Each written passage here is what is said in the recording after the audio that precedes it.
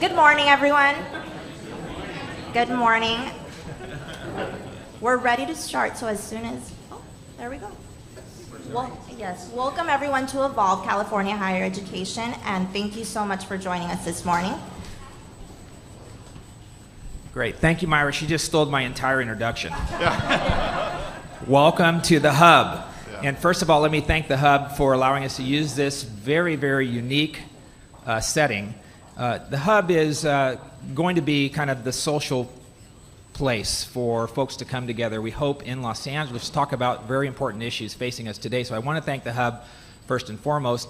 And I'd be remiss to not thank our generous founder, Dr. Gary Michelson, and his wife, Alya, for funding 20 Million Minds, funding this conference, and allowing us to do the work that we do every single year. We've been in existence now since 2011, and our entire focus at the foundation is affordability and a path to completion. And our sweet spot, if you really kind of want to know what the foundation is working on, is community colleges. As you know, the issue is extremely important, and feeding that into our University of California and CSU system, and of course our private institutions. My job is real simple today. I get to introduce two moderators in a moment who will kind of help us kind of formulate the student perspective. And then I get to introduce in a moment my good friend Alya Mitchell, Senator Mitchell, who's made the trek here from Los Angeles. But this is one of those weird weekends in the legislature where we have some holidays coming, so I want to thank Holly in a minute. But let me just kind of framework a bit what this conference is about this year. This is our second conference at 20 Million Minds. Last year we started about this time in January with a conference called Reboot. And the importance of that conference was to talk about these new and upcoming online modes called MOOCs. And the year kicked off in January, and it was a rock and roll year for MOOCs and the discussion about MOOCs in general. And I can tell you that last year's conference at UCLA featured those you know by name, like Daphne Kohler and Sebastian Thrun. We had Jeff Salingo. We had just about anyone in the higher education space talking about how MOOCs were going to transform higher education. We had Senator Steinberg here, Lieutenant Governor Newsom, talking about the bottleneck issue and how they might be able to help us in that regard. And out of that particular conversation, really, I would say kind of a revolution occurred on our campuses. And I thought Senator Steinberg's introduction of Senate Bill 520, you may have read about this in the New York Times, where the senator said, if we can't solve the bottleneck, if our institutions aren't offering enough online, maybe third-party providers can and should. And out of that came a reaction, which is always a good thing. Came a reaction from UC, CSU, our community colleges. And I think the reaction kind of, basically I call it now an evolution. So here we find ourselves evolved 1 year later. And if I could summarize what I have seen from the outside, I think we saw our institutions say the following, and that is, we want ownership of our own programs. We have the capacity to offer online in better ways. Our faculty deserve a place at the table. Our faculty needs developmental dollars in order to achieve what we have to achieve. And I saw a great reaction from each of our institutions. UC making a big announcement this year to share the courses necessary in online, so a student taking a course at UC Santa Cruz could actually count if they're going to another institution in the UC system. We saw the governor give $16.9 million to our California community colleges, asking them to come up with their best rendition of an online marketplace. And we've seen CSU really kind of evolve from, if you will, just degree, Pearson-based online to something different. And today we're going to talk a little bit about that. But the major difference between last year's conference and this year's conference is the following. Last year's conference was extremely high level and top down. This year's conference is absolutely bottom up. So we start with our students. And I can tell you we've had a lot of conversations with students. My conversations with Cynthia Flores, who's behind me and will be speaking today from the UC Regents, really started like something of the students need a online Bill of Rights. The students voices need to be heard at each of the systems. And so from that conversation comes this conference. And so I hope as you are watching, I hope that as you are participating, you'll see and we will understand a more of a student perspective on online as we move forward. If this is the year of university-owned online, of faculty-controlled online, if we can truly find ways to coordinate content, coordinate classes, coordinate the credit, all of these three important aspects need to be pulled together in an online environment this year, but it will not make a bit of difference if it does not have the scaffolding support systems necessary to make students successful. And this is why our students are so critical today in this conversation. So with that, let me end and simply introduce Holly Mitchell, Senator Mitchell. In the world of politics, the person that has the longest term has the most power. So we have the most powerful person in the state Senate here today. Holly is a member of a very small body called the Senate Rules Committee.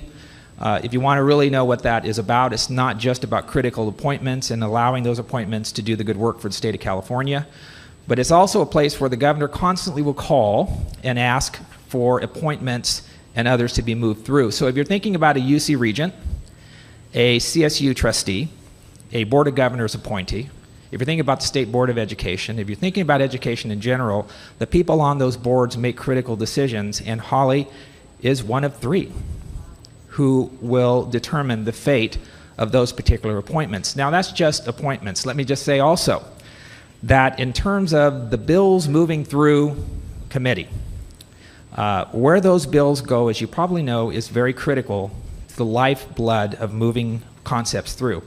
The Senate Rules Committee actually directs bills, hopefully, to the right places.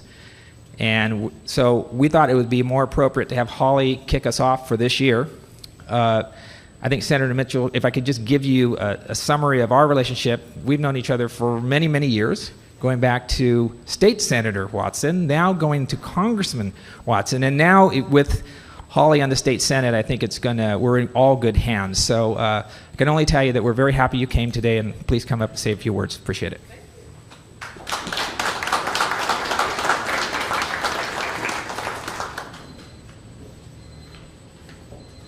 So good morning. I'm glad Senator Flores is no longer in Sacramento because he understands the power of Rules Committee.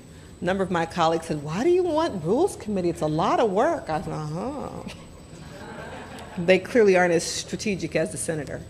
Let me start by saying hashtag Holly J. Mitchell so I can get some love from the guys over there. Give hashtag Holly J. Mitchell. And I'm glad to be here today. Since we're here talking about education, full self-disclosure, I am playing hooky. We're not typically in session on Fridays, but if Monday is a holiday, we have session on Friday. So I had to get permission to not be in session, and so I'm very glad. I did that because this is A, because Dean asked me, and B, because this is a critical emerging issue. I'm thrilled to be here and to be exposed and introduced to the hub. What a novel concept. And so I'm very glad to be here, and thank you for having me. You all know, Dean just talked about kind of the legislative history. If you all were at the conference last year, you know what happened in the legislature. You know what happened with President Pro Tem Steinberg's bill. You know where the governor's commitment lies, and hopefully you know about the amazing experience that took place at the White House. I think it was just yesterday with this rollout of this overall commitment to helping kids finish college, and the millions of federal dollars and the incredible public-private partnerships that have been put in place.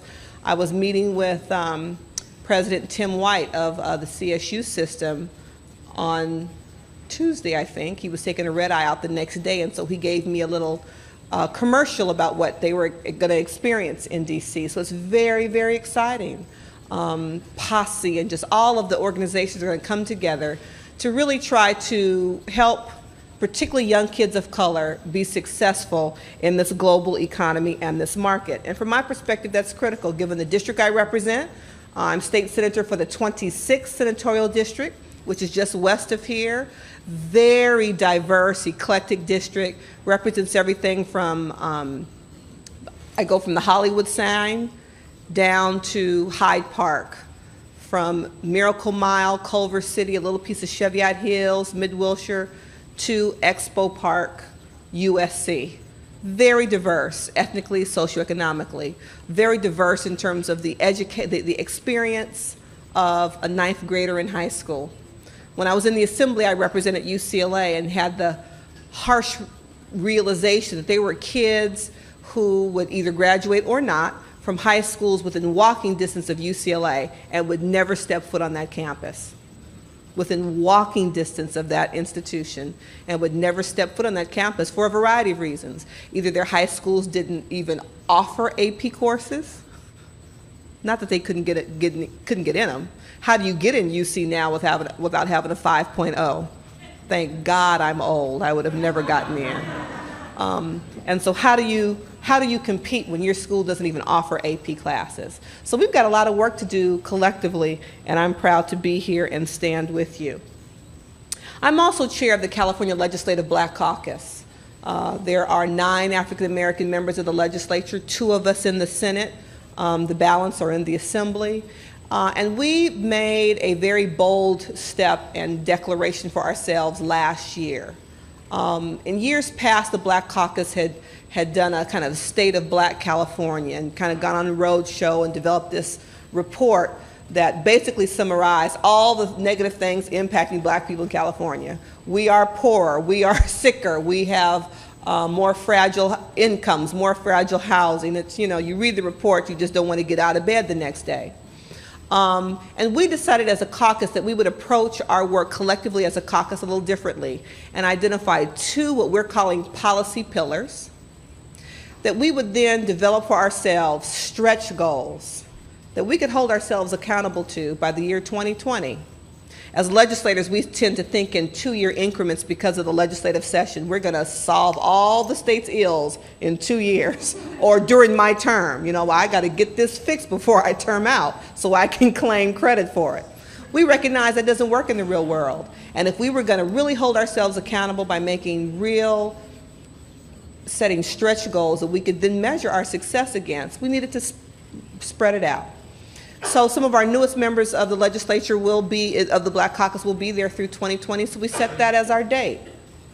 Our 2 policy pillars are education and something we're calling Black enterprise. In education, we're very clear. We want to make sure that every African American student has access to high quality early care and education. Secondly, we want to increase the African American high school graduation rate by 25%.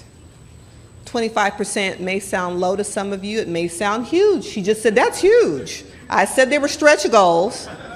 You know, Alameda County, the African American high school graduation rate is 22%, something just painful. Our third goal under the education policy pillar is to increase the number of African American students who matriculate out of our publicly funded institutions, community colleges, CSU, UC. And so we're looking at budget strategies, legislative strategies. All the caucus members have held town halls in their district to talk about these critical issues. We've been very involved in the last year with the whole local control funding formula, some of you may be aware of, where the governor was very aggressive last year, where he said we have kids who are failing, who are coming from failing communities, and we need to reprioritize the funding in K through 12 to acknowledge that reality. All K through 12 experiences aren't created equal. And so kids who are English language learners, kids in foster care, need to get extra resources to improve their likelihood of success. So we've been working very closely with the administration because that sounds great, but the devil is always in the details, and how do we make that come to fruition? And so we're working closely with the State Board of Education. I'm working closely with LAUSD and Culver City, small school district in my district, to make sure that the governor's vision and legislative intent actually comes to be. So again, I think I come to this and the work that you're doing from a perspective of how do we make sure that historically disadvantaged kids in poverty, kids of color, improve their ability to thrive and be successful in institutions of higher learning. And I'm sure you know many of the statistics, but I will share some with you because it's the work that I focus on every day. California has the highest poverty rate in the country. Not Alabama, not Louisiana, not Mississippi. Based on a new way in which we're measuring poverty, the federal poverty level, FPL, is a very antiquated metric. And so based on a new way of measuring poverty that factors in the realities of regionalism, it costs more for a 2-bedroom apartment in San Francisco than it may do in Modoc County. So we're factoring in transportation costs, housing costs.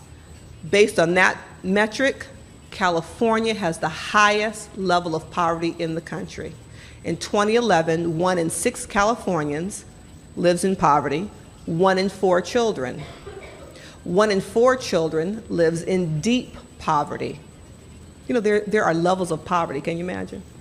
Deep poverty is defined as a family of 4 earning, what do you think, a year? Not that bad, $16,500. A family of 4 earning $16,000 a year constitutes deep poverty. 1 in 4 California's children live in deep poverty. 26.9% of LA County residents live in deep poverty. And so when we acknowledge that reality, it's clear that poor Black and brown students in California need all the resources, all the help that we can do to support them. And from our perspective, I don't really care what it takes for our kids to be able to grow up literate and employable. I believe as a legislator, I have a responsibility to do what it takes. And if the best way to do that is partnering with for-profits, nonprofits, MOOCs, UC, community college, whoever is ready to step up, stand up, and make sure that we create opportunities for children to have success, I am your partner. The U.S. is only ranking 12th in the number of college graduates it produces, and the graduation gap, again, between America's high and low income students is significant. High school graduates from wealthy families nearly always get college degrees, while only half of those in poor families ever even attend college. Whereas most college graduates graduate within 6 years, for low-income students, only 25% do so. And again, we all know that the market for jobs is clearly now global. And so again, into that situation, the MOOCs have come to be. And it's important because due to the last decade of fiscal challenges we all faced as Californians, and I faced as a legislator, where the state was in effect broke, and we cut deeply into the core fabric of critical programs that were designed and exist and operated by government to support all of us as Californians. We're now trying to pull our way out of it. But when you see situations like the City College of San Francisco, whose urban student population is doing relatively well academically, but because of financial pressures, much of which has been due to us, they may lose accreditation after the semester. CCSF illustrates the challenge higher education is facing. Cost is the single largest factor in determining not only what students and parents buy, but what government is also willing to buy. During the economic crisis, California colleges turned away 500,000 applicants for whom we lacked capacity. I happened to be at the UCLA campus 2 years ago, the day the letters go out to the freshmen. And you know, the deans were sharing with me, we got this many applicants, we're going to admit this many. And that was before Prop 30 passed. We weren't quite sure what their funding would be. And they were in a position where if it hadn't passed, they were going to have to reach out to some of those freshmen who they had admitted to rescind their admissions. So we were in a really, really bad place, I think, as a state. In 2012, Cal grants were cut by $134 million, which hurt students at for-profit colleges more than others by lowering maximum awards to $8,000 that year overall, with a $4,000 max at for-profits, leaving more loans or dropping out as the only alternatives many students had. Although MOOCs open wide the doors of opportunity without necessarily opening public coffers, students have to walk through the door to reach their life's destination. So unless we prepare kids academically and technologically and support their success financially, somebody somewhere may succeed through MOOCs, but it may not be poor kids or kids of color, because online education will also reduce barriers to education and U.S. jobs to college grads all over the world. Right now, the 500,000 children growing up in deep poverty in this state are statistically unlikely to ever make it to, let alone through college. Yet they too must somehow eat and find housing, and all of us have a collective interest in making sure that there's opportunity for all. In 2016, our community college students will have to maintain a 2.0 GPA for 2 consecutive terms and complete half the classes they attempt each semester to keep their state grants. For some folks, college is their chosen career, but many low-income students attend college on a start and stop basis for years because that's all they can handle, given their financial, academic, and family obligations. So one door opens, another closes, and money clearly matters. So it's in the legislature. Every bill introduced this last year to fund online college learning unfortunately failed passage. The most far-reaching one was introduced by the pro tem. I'm sure as you know, it would have set up a statewide mechanism for online course providers to offer transferable courses for credit throughout our 3-segment college system. But after taking amendments, which largely turned it into a study, he had to shelve it.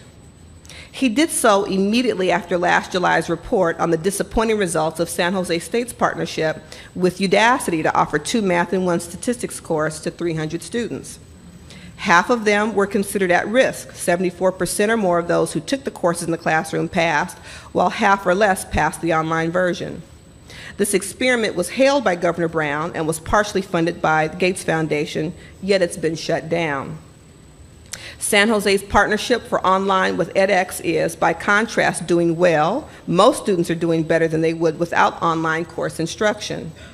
edX is a nonprofit and it uses blended learning, a mixture of traditional classroom and online instruction. The model seems to work best and is best accepted. That's critical because the annual Babson survey of online learning just surveyed about 4,700 colleges and found that whereas colleges which offer online instruction expect to tap it as a core part of their higher education, those at colleges which don't show growing opposition to this blended use. Once again, this difference reflects the struggle over scarce resources. Professors and administrators feel increasingly threatened by online instruction, especially when it's conducted by for-profit companies rather than by academia. I can tell you that when the online education advocates knock at the door of the state capitol, they are likely to find other higher learning professionals already at the table, expressing their fear for both the caliber of education and for their paychecks. If the online movement is to make progress, I strongly recommend that it embrace transparency. We've got to clean up our houses by denouncing rather than defending the many organizations that have, frankly, targeted at-risk students, giving them sometimes inferior educations as well as high debt. Treating online education as a business should not have to mean lousy schooling. It should mean broadening access to all who are ready to step up and take advantage of the opportunity. And good schooling is not just a pragmatic coursework. The notion that, quote, liberal education is intended to teach students to think critically on the assumption that thinkers are then better prepared to do is less popular, unfortunately, because of the global economic pressure for all classes to improve employability through education. And we hear that from the business owners across the state every day. There's this growing concern that California will ultimately not be able to provide the high-quality trained workforce they need to continue to be California employers. But the U.S. competes best when we nurture intellectual exploration. Our culture and lives are enriched as a result. Finally, I think the online collegiate experience must be designed to encourage at-risk students to succeed in completing their educations at an affordable cost. Graduating, not merely enrolling students, is our common goal.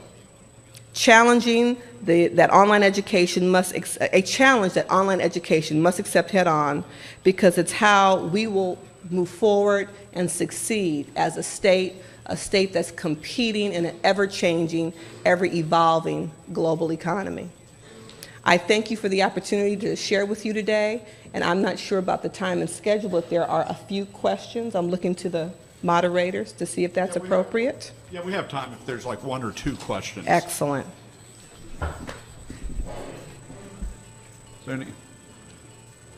Okay, if there are no questions, then we'll go ahead and move on, but I really appreciate it. Thank you very much for the opportunity to share with you today. Thank you.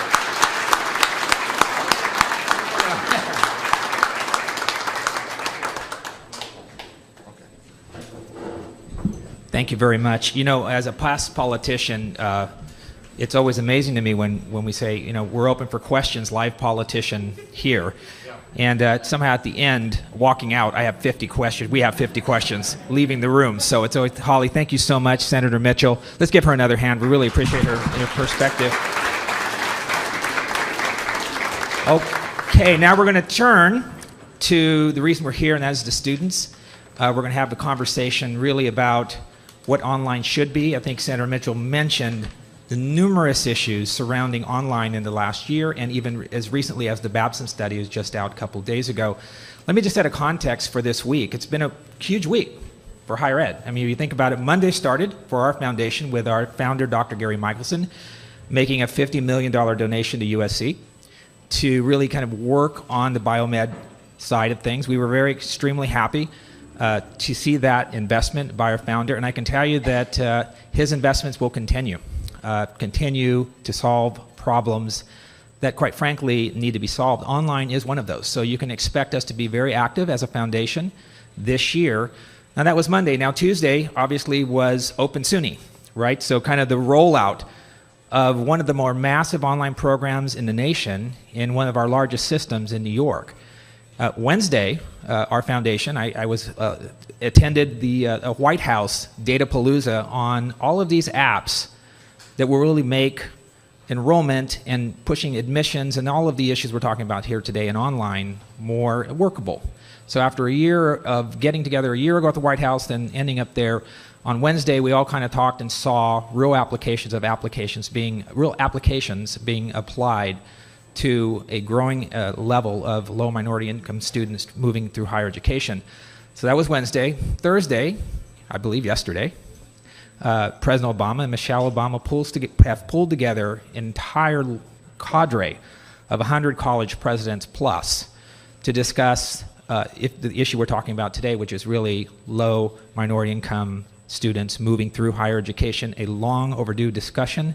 Great recommendations from that meeting yesterday. I understand our Chancellor, Bryce Harris, was at the table, which is always a positive, and a few other presidents from our systems. And today we end up Friday here at our conference on Evolve, talking about the practical applications of online. And so I think this week, hopefully, we'll kick the year off.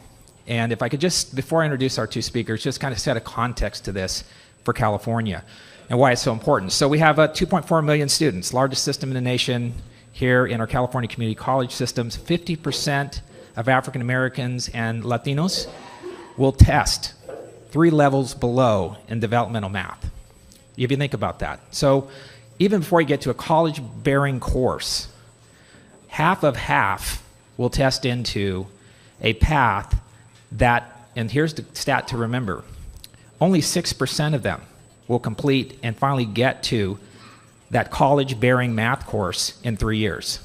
6%. So if you kind of think about it, 94% working a path to completion that and somehow drops, they literally drop out. And from the state perspective, what a lost investment. You know, the LAO office tells us we pay $3,400 every time a community college student steps on the campus, day one. And now if we're losing that many students from semester to quarter, imagine the investment lost every single year by the state of California. So the message to the policymakers is simply invest more wisely, look and listen to students about what works if we're going to push online, and more importantly for the policymakers here today from UC, CSU, community colleges, it's really about, if it isn't working for the students as they're listening to it, it probably isn't going to work in the practical world. And that really is the end result of, hopefully, of this conference today. So with that, let me introduce Isa Adney, who is a profound author, very much of a thought leader in community colleges. She's come all the way out from Florida to join us in this horrible weather, which is probably matching when she left Florida. But she has been featured in USA Today, NPR. Her book is, I would recommend to any community college student in particular, or any counselor, or anyone interested in the space. We're very fortunate to have her out here today. She herself is a community college transfer. Is that correct? And she'll give you a little more background on herself, but we were very happy to have her do the hard task today, and that is to really, I would say, not necessarily pull information from our students, but more importantly, try to contain our students with all the comments they're probably likely to have when it comes to online and all the questions and issues that they have. So it's probably a dual role. So thank you for being here. Let's give her a hand, please. And on the other side of the table is is Phil Hill, who I can only say has written a great report for us, a study for the foundation. He is the co-founder of MindWires. Phil, if you're not following him on Twitter, you're not following higher education, because I would say that he is probably, from our foundation's perspective and those in the higher education space, the thought leader when it comes to how these types of programs need to be implemented. He's consulted to so many universities, but I can only say I'm proud that he represented my alma mater, UCLA, in some of those past dealings. But I will say we're very fortunate. He's got the tough role of trying to, as well with Isa, try to merge all of this together into a coherent discussion. So please give him a hand as well. And with that, I'm going to turn it over to Isa. Yeah. So thank you very much, Dean, and looking forward to this conference. I just wanted to, beyond the MindWires Consulting, I'm also a co-publisher along with my partner, Michael Feldstein, who also helped with the paper. We co-published the eLiterate blog, and it's on online education, educational technology, but really focused on improving learning. From that context, I'm really excited and appreciate being invited to help moderate this conference, because it's got a very necessary focus on getting much more of the student's perspective. So there's a lot on your shoulders today. We need to hear more from what student experiences are, what student perceptions are of the initiatives we're doing. So I also want to thank Dean and the 20 Million Minds Foundation and all the hard work that Sergio and Myra and the whole team has done to put this together. We need more opportunities to hear directly from students. So appreciate having the opportunity to help here today. And one thing I would point out, we have a storyboard graphic illustrator, Dana Weiss, who's working over on the side, who's going to be covering the themes that come out of the conference. And all of her material is going to be available digitally on the Evolve website after the fact. And I did want to alert Senator Mitchell that it is listed right now as $16.9 billion to the community college. So I know what your topic is next week, as opposed to $16.9 million. So, but I think this is a great opportunity to capture the theme. So, and even during the break, we're going to have a chance where you can go up and put sticky notes and make comments on what you're hearing about that. So thank you very much, and turn it over to Isa. Thank you. Well, I am so happy to be here. What excites me most about online education is how new it really is. I only graduated with my bachelor's in 2009, and at that point I had had no experience with online education, and yet a year later, there I was getting my entire master's degree online from the University of Illinois. So I think there is some incredible opportunity to serve all students, but especially what excites me the most is the opportunity to serve the students who are often underserved and underprivileged, and those students who often feel like people like me aren't college material, or people like me don't go to college. And I'm excited about anything that can help more students achieve that goal. My grandparents came here from Puerto Rico, and they didn't achieve education past the 4th grade. And they worked their life as a maid and a janitor, and they were able to buy a house with a pool. I thought they were the richest people in the world. And yet, that's not really a possibility anymore. So we have these huge populations whose parents maybe didn't go to college and that was okay.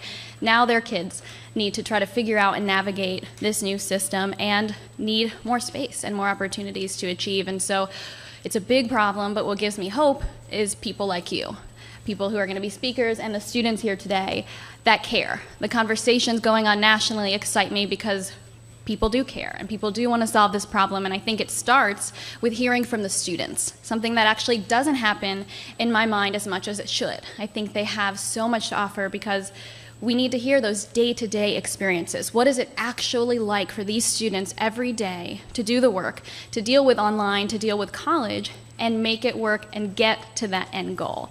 So I am very excited to introduce to you our incredible students who are going to be lending their experience and their stories and their day-to-day life throughout the day. So for the next 20 minutes or so, we're going to hear briefly from each of them so you can get a feel for sort of who they are and where they're coming from and what informs their perspective, where they went to college, why they chose to go to college, and sort of why online and what worked about it for them and what didn't. So I'm going to start off with Joe Renteria. He will be graduating this spring with a BS in IT from University of Phoenix. Joe. Hi, everyone. I want to start off to say that first of all, I wasn't a school person. I grew up with both my parents not going to school, and I thought school was too hard for me.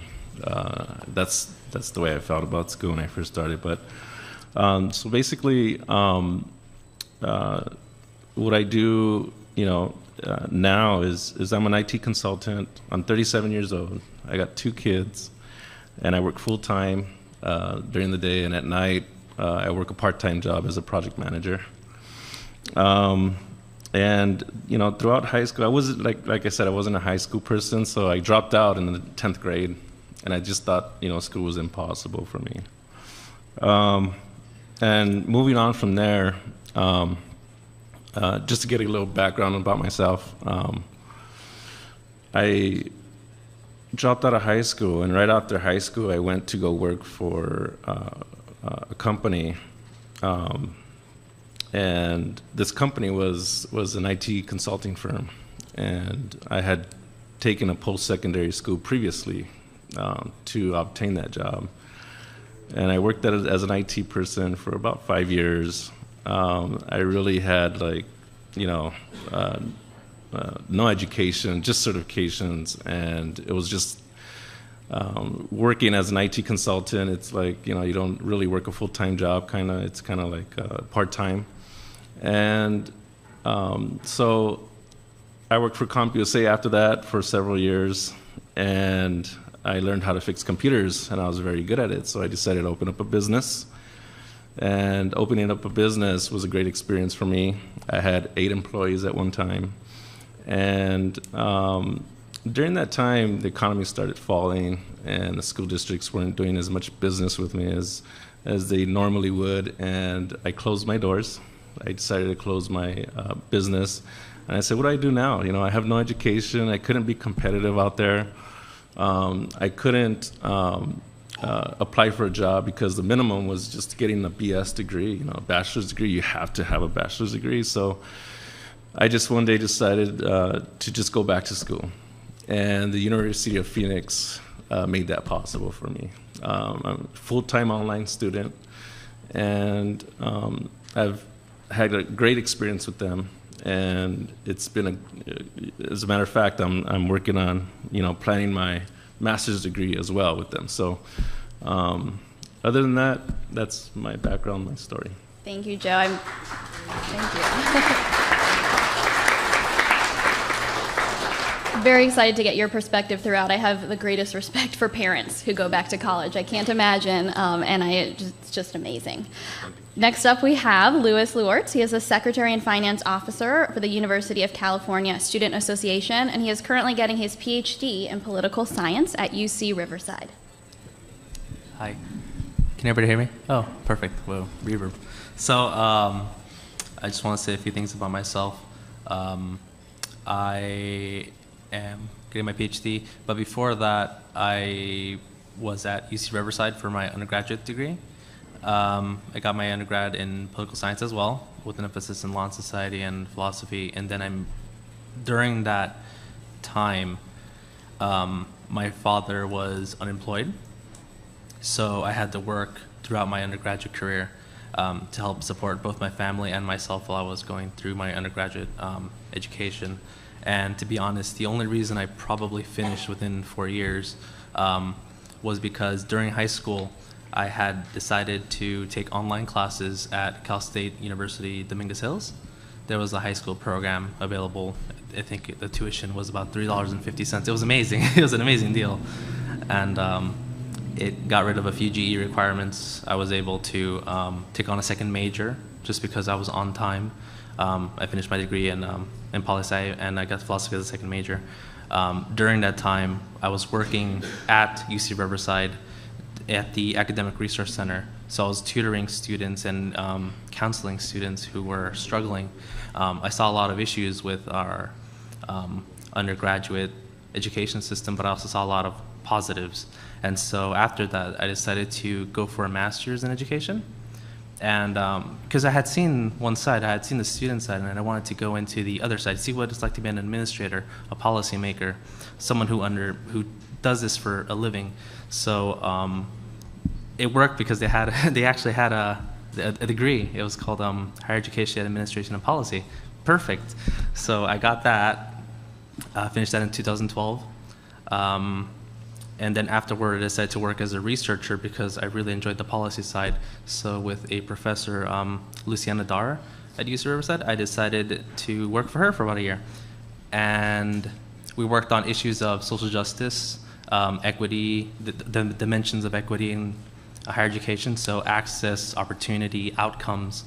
And I did that for about a year, and while also preparing for graduate applications, because I decided I wanted to go back into political science, which led to the PhD program.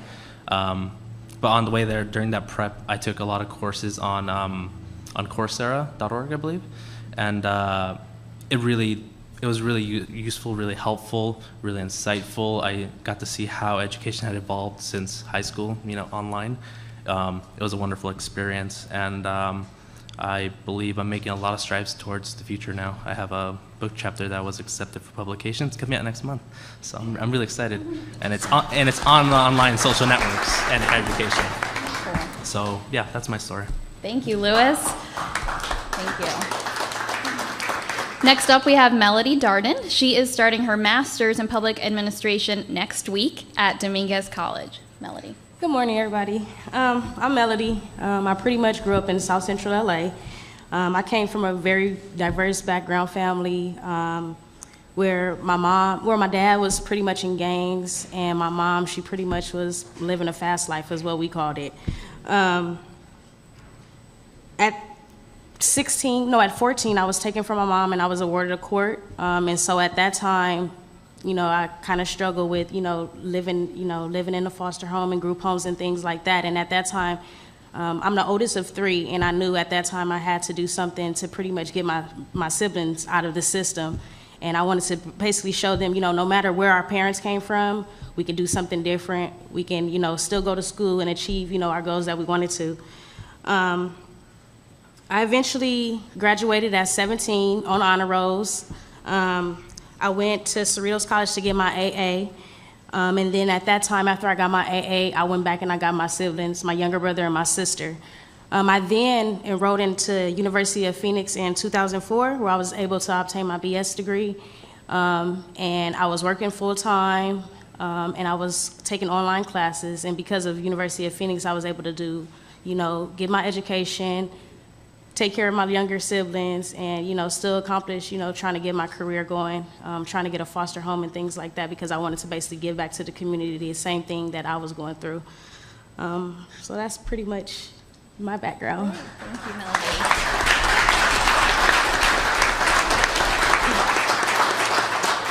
One thing I love about Melody's story, we had dinner last night, got to hear more about her dreams of starting her own home, and it's something I hear a lot of students, that when we do help these students who come from, low-income backgrounds succeed, I find almost all of them want to give back, and they want to help other people who have been through what they've been through, and what better people, to do that. So Melody, I love you, I admire you so much. Next up we have Cynthia Flores. She is a student regent of the University of California, and she is currently in law school at UC Irvine. Great. Good morning, everyone. Thank you for being here. I was born and raised in the beautiful city of Los Angeles. I am the daughter of a phenomenal woman who fled war-torn El Salvador in the mid-1980s in hopes of providing her family with a better future. My path to higher education was a bit difficult. I'm a first-generation person in the States, first person in my family to go to college, from a low-income community and household. We were often on state assistance just to make it by, and my mother was a single parent. That being said, during my senior year in high school, I somehow found a way to make it work, was accepted to UCLA, and my mother's first reaction to my acceptance was, how are we going to pay for it?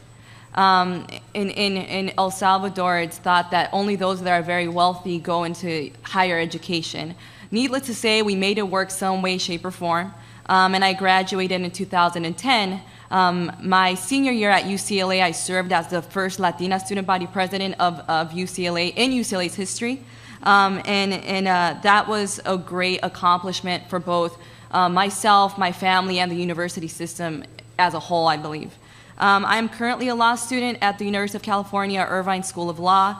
I also serve on the Board of Regents as a student regent, and because of my experience and non-traditional background, I've really had my priority on having access or helping achieve access for underrepresented, diverse students. And so that's been my I guess, point of reference throughout my experiences, both at the undergraduate and graduate level. As a student at UCLA, I had very limited experience with online education. I had I think 2 courses that were gateway courses that utilize online instruction through like blogs or webinar kind of classroom dialogue, but nothing too extensive. As a law student, we're kind of old school and we believe in casebooks and cold calling, so we don't really incorporate a lot of online instruction.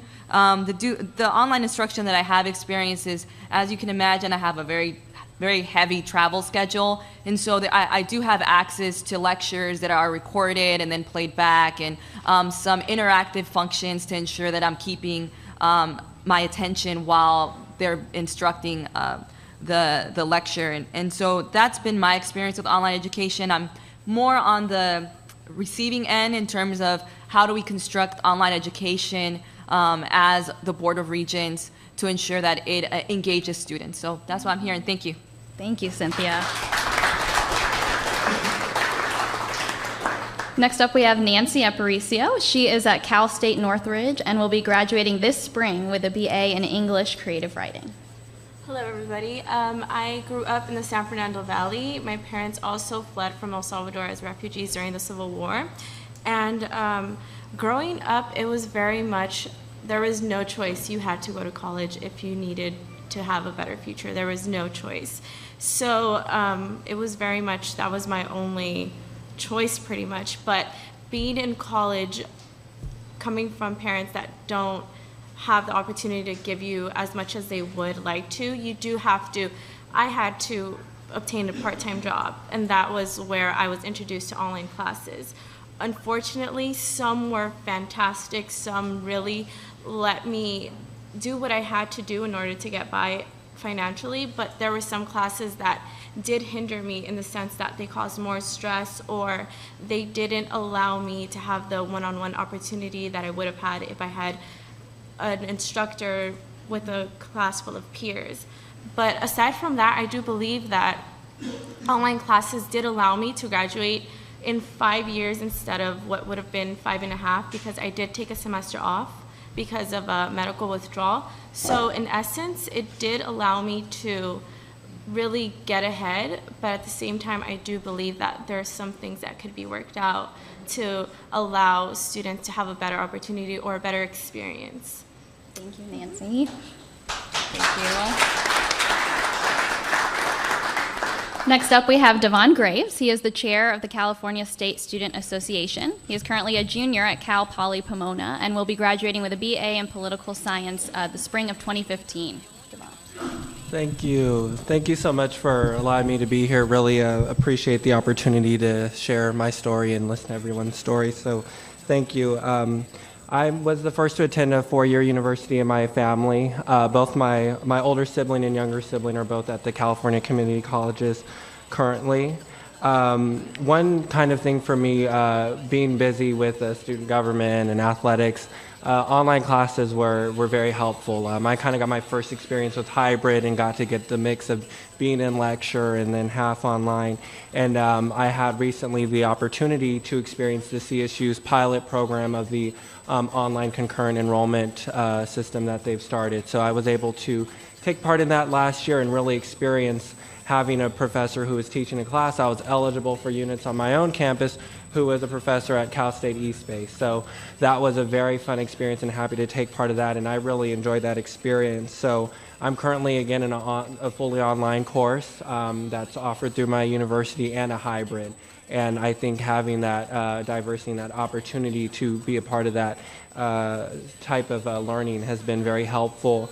And I'm really interested in mixing online courses with the polytechnic way of learning. I think that's what's unique about the Cal Poly Pomona campus and the Learn by Doing. So I really think taking that application of knowledge through online courses and trying to apply that to the Learn by Doing. But again, thank you for this opportunity, and that was my story. Thank you, Vaughn. Next up, we have Dwayne Mason. He is the Vice President of University Affairs for the California State Student Association. He is a senior at Cal State Fullerton and will graduate with a BA in Studio Arts this spring. Good morning, everyone. I feel like we're a little bit of like a Boyz II Men acoustic trio right here in the back. I guess what I really want to highlight more is, you like that one? I guess what I really want to highlight more is, I guess just the difference between my experience growing up compared to what my experience in college has been. Younger, I was very much introverted, very to myself, not really sure of what I wanted to do until I found out that I had gotten into Cal State Fullerton and decided to go into their arts program. But what I really value about my college experience has been the way that it's been able to open me up as a person. I'm an African American male as well as an openly gay male. And those are two things that are very important to me and that really define who I am as a person and my experiences. And once I got into college, I became very passionate about involvement and wanting to give back and learn about how our university works. And it started with going to games and supporting our teams and things like that, and it grew into really wanting to give back and really learn about higher education, even though I have no career plans rooted in education. And one of the reasons that I feel that online education and these different issues are so important to me and to the students in our system is really because, in spite of me being someone who has career goals that are more in art and music and very far from the political sphere and higher education in general, the reason I stay in college has really been because of the experiences that I've had and wanting to be able to give back and learn more so that I can use my voice in its unique, I guess, realm to sort of still convey those different things to students. And those are the things that I feel are very, very important to me. And it's really just about having that passion. Like I said, being more of an introverted kid, I was on a lot of online, forums, things like that. I'm probably going to be Snapchatting at different times during this today. But I've always been someone who has really confided a lot in that digital world when I didn't feel like I had the strength or the ability to really speak in the real world. And my experiences with online courses and online education have really opened my eyes to some great benefits in online courses and also some really large pitfalls with online courses as well. But I definitely think it's something that can be for a lot of different people if it is used the right way. Thank you, Dwayne. Last but certainly not least, we have Rich Copenhagen. He is the immediate past president for the Student Senate for California Community Colleges. He is currently at Lane College, graduating with an AA in Communications this spring, and will then transfer to Cal State East Bay. Rich. What? Anyway, so my name is Rich Copenhagen. I've been a student at the community college system for a really long time, 5 years now. It's okay. I've traveled around the system a little bit. I've had a really good time doing it. I joined the community college system in part because my aunt was teaching Spanish there, and I didn't know much about the system at the high school that I went to. Most kids went to UC, and maybe if you were a little bit, you went to CSU. And so there was a lot of pressure on me to do that, and I wasn't in a position to do that. I wasn't ready to do that. I took my GED and left high school, and I'm ecstatic that I went to community college. I really found my passion here, and that's why I ended up at the Student Senate, serving for the last year and a half as the president of the organization that serves the entire system of students. And so I have a little bit of a complicated relationship with online education. I spent a lot of time in the Capitol talking about it and in the State Chancellor's office, and then I've experienced it myself a bit. My first semester at community college, I took History of Mexico online, and I failed. The teacher asked me, or the instructor asked me towards the withdraw day, she's like, "You're really not doing so hot. You might want to consider withdrawing, not get a mark on your record." And I was like, "No, I can finish this. I've got the whatever in me to do it." No. So I failed. That's one of the only class I've ever failed. And then I didn't take an online class for 4 years. Last year I took humanities online. I had to withdraw because I wasn't able to keep up with it. And during that in-between time, I had taken a hybrid class, 2 hybrid classes actually, which is half online and then you spend a day of the week in the classroom. One of them was critical thinking, and I was enormously successful in that class because of, I think, the linked nature. I didn't have to spend so much time going to campus and sitting on campus. But at the same time, there was an opportunity for me to sit down and connect with my professor and connect with the students and feel that it was important for me to be there and to do the work, in part because of those relationships. And so coming out of that experience and then kind of my 2 ventures into the fully online world, for me, fully online's been very challenging because it's hard to develop those personal connections, and so that's where I've really struggled personally, and I know a number of students who have struggled in that area, and then I know a lot of students who have been enormously successful with strictly online, and so for me it's been a really mixed bag, but I really appreciate the opportunity to be here to talk about it. Thank you. Thank you, Rich, and thank you, everyone. There we go. It's going to be a good day. I'm going to turn it over to Phil. Actually, even though 20 Million Minds is sponsoring this conference, which is great, you and I have the microphone. So actually, I'd like to give just a couple more minutes if you have some questions of the group, and we'll make up the time. Because we're 5 minutes into the next one. We're taking it because you and I have the microphone. So. All right. Works for me. I like it. All right. So I do have some more questions then. I want to know, kind of, you guys can just jump right in. Would you recommend online classes to your peers? Why or why not? I would highly recommend online courses, especially with people who have families, work full-time jobs. It's been a great experience for me.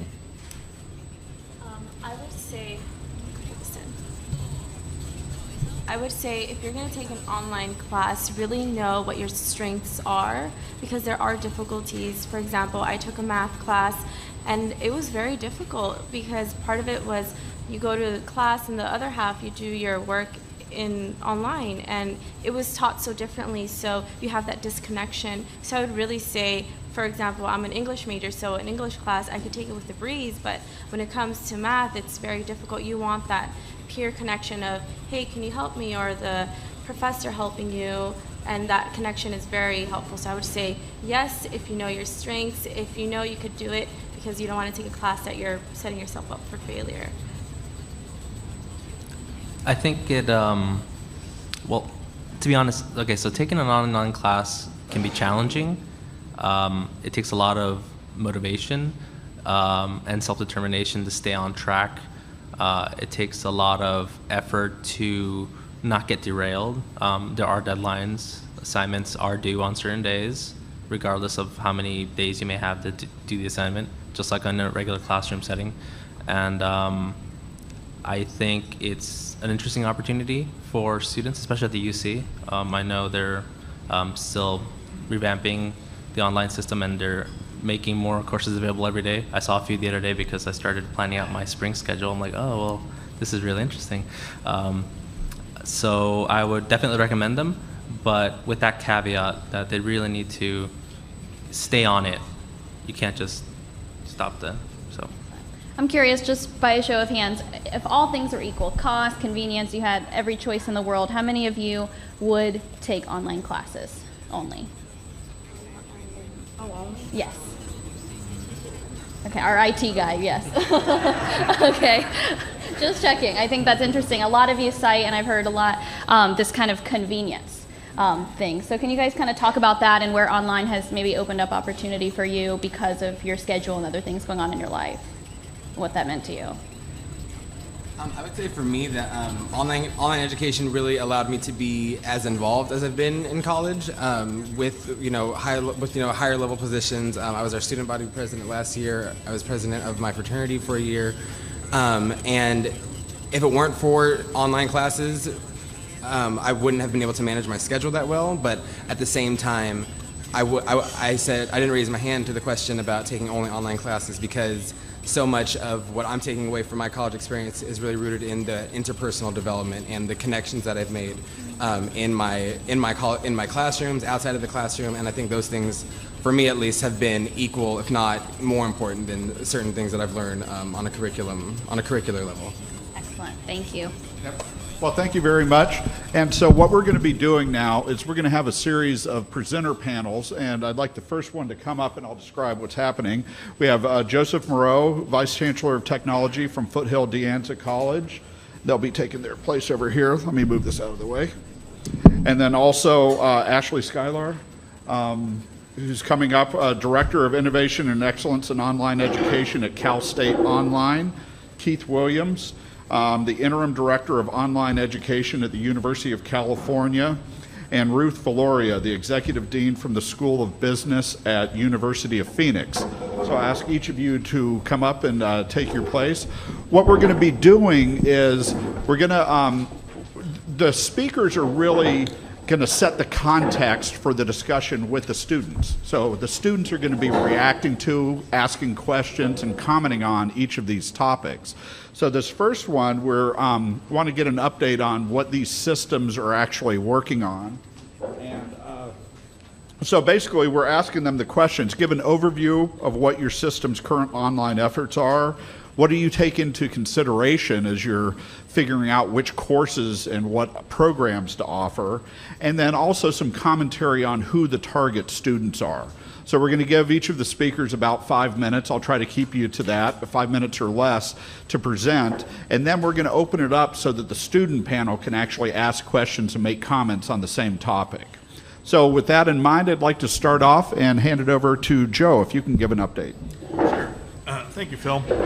As Phil mentioned, I'm the Vice Chancellor of Technology for the Foothill De Anza Community College District. I also am the newly appointed or selected executive sponsor for the California Community Colleges Online Education Initiative, which was generously funded by the legislature and the governor this year, as Mr. Flores mentioned to you earlier. And we're very, very excited about where we're going to be able to take our programs with this new support. The California Community Colleges have been a real leader statewide and nationally in online education for almost 20 years now, since there really has been something that we would call online education. In the 2012-2013 academic year, our 112 colleges offered 41,246 distinct online sections to over 643,000 community college students throughout the system. So we're very, very proud of our ability to extend access to classes online to that extent. Amongst those many courses and sections, 56 of our colleges, about half, offer full online degree programs, degree and certificate programs in about 587 different disciplines. So we have a long tradition and history of expanding access through online education. I would say, in answer to your question about what is our criteria for which courses or which programs go online, I don't know that we have as a system any single criteria, but I think if you were to talk to our distance education coordinators at our individual campuses, you would probably find a consistent answer is we offer there are probably two philosophies of thought in what we offer online. What is of greatest need to students? In other words, what are the things that are most impacted, which are most difficult for students to get in their schedule? We offer those online. And we offer the things that are ideally suited to be offered online. As you talked about, Joe, in terms of some of the IT classes you've taken are ideally suited courses for online delivery. As part of the online education initiative program that we're undertaking, it started on December 1st of 2013. This is really an initiative in response to the request from the legislature and the governor to better coordinate our initiatives statewide. So we've got all of our colleges doing great things online, but not necessarily in a coordinated fashion. So we want to be able to bring the colleges together to work more collaboratively and cooperatively to make sure that we really are truly addressing the needs of students and employers and families in terms of how we provide online instruction. We will be focusing primarily on the associate degree for transfer. The governor has said we need to respond to the requirements of our business partners throughout the state, and we need to produce 1 million more degreed individuals in the state of California by 2020. And the governor, I think, has very wisely identified the community colleges as one of the most cost-effective and time-effective paths to transfer for bachelor degree programs so we can get those folks into the workforce. So what we'll be looking at is those associate degree for transfer programs that are most desired by students, working with faculty at our individual colleges to develop and expand the capacity for offering courses that support those associate degree transfer programs, and expanding system-wide capacity to support those programs in terms of faculty professional development, advising and counseling, library services, other kinds of support services. I think the other big focus for us in this project will be to remove the barriers that we often inadvertently put in front of students in terms of being able to access courses from all of the colleges in the state and bring those together effectively to complete the program of their choice in a timely manner. We are looking to develop an online environment that essentially constitutes a one-stop shop for students. So regardless of where you may be taking courses, at your home campus or another campus, all of your courses, all of your educational planning materials, all of your support systems will be in one place with a single sign-on, and we're very excited about the opportunities that. And then finally, our online education initiative is working very closely with two other separately funded grant projects, statewide educational planning initiative for California community college students, as well as statewide common assessment for English, math, and ESL for community college students. So our desire is to bring all of those together in a unified environment and really streamline the process for students to move through the associate degree for transfer and then move on to one of our CSU, UC, or private school campuses in the state, or the nation for that matter. Okay. Well, thank you very much, Joe. And I know the program's just now starting, but it's going to be very interesting to see how it rolls out. I would assume you're sort of in a mode where you'll be as much listening today. Absolutely. And that's really my primary motivation for being here today, is to be with this group of folks to hear what they need, what they want, what their expectations are, and how can we better meet those. Okay. Thank you, Joe. And Keith? Sure. As Phil mentioned, I'm the interim director of online education at UC. That's a system-wide effort. I'm also a faculty member at Davis and have been there for 30-some years. UC has had online courses for many years, but at a much smaller scale than what was just described for the community colleges. The evolution that has gone on in the last couple of years is very encouraging. The faculty are very committed to the things that they do, and that has been to provide as good an education as possible for students, and their vision maybe hasn't been as accepting of online courses in the past, but has gone through a lot of changes over the last few years, and I think is getting much more available and much more readily endorsed by the faculty. And we've had a pretty huge turnaround in that capacity, which is, I think, real positive. UC has a variety of things that are going on, some of which have been stimulated by the funding that the governor proposed a year ago, some of which were already underway. Campuses each have their own efforts toward online education, and they've developed a number of courses that have been offered for many years. Right now, there are no undergraduate degrees possible at UC that can be fully online. There are some master's level programs, and particularly at the professional level and the graduate student level, there's going to be fairly large growth there. The faculty right now don't believe that a fully online degree is what's ready for UC at this time. Whether that will evolve or how it will evolve, we'll see, but they really believe in the education that has been provided and maintaining at least a part of that as we go forward.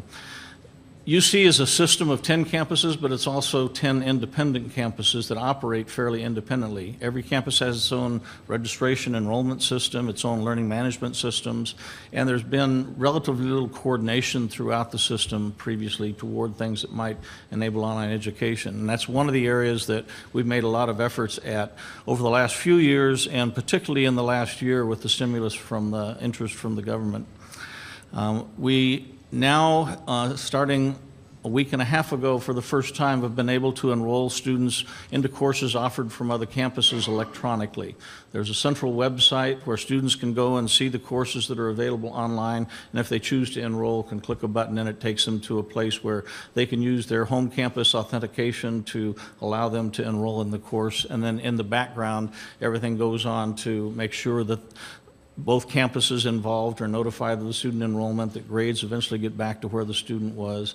And it really has been a major accomplishment to get that done. We started efforts last spring and had to put in a lot of new things to enable that to happen, have had to change the culture both at the administrative level and at the faculty level that has been willing to help this along. And I think it's now headed real well in the right direction. At the same time, the number of courses that are available are nowhere near what was just described for community colleges. It's been fairly small.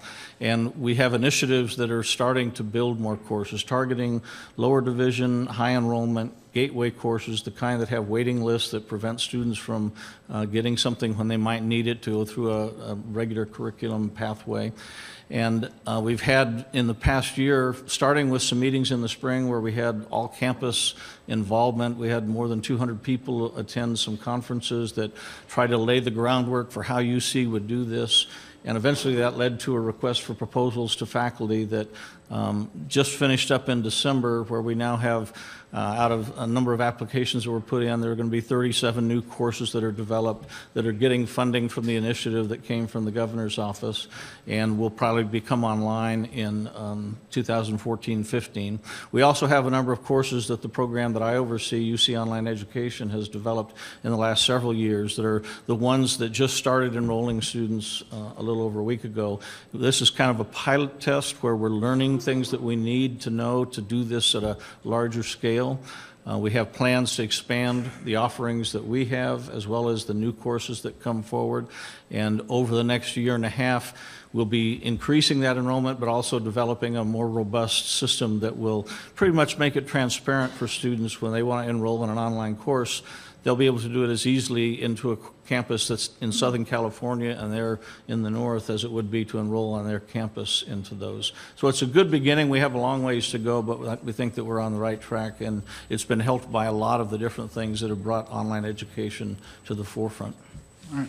Thank you very much, Keith. And Ashley?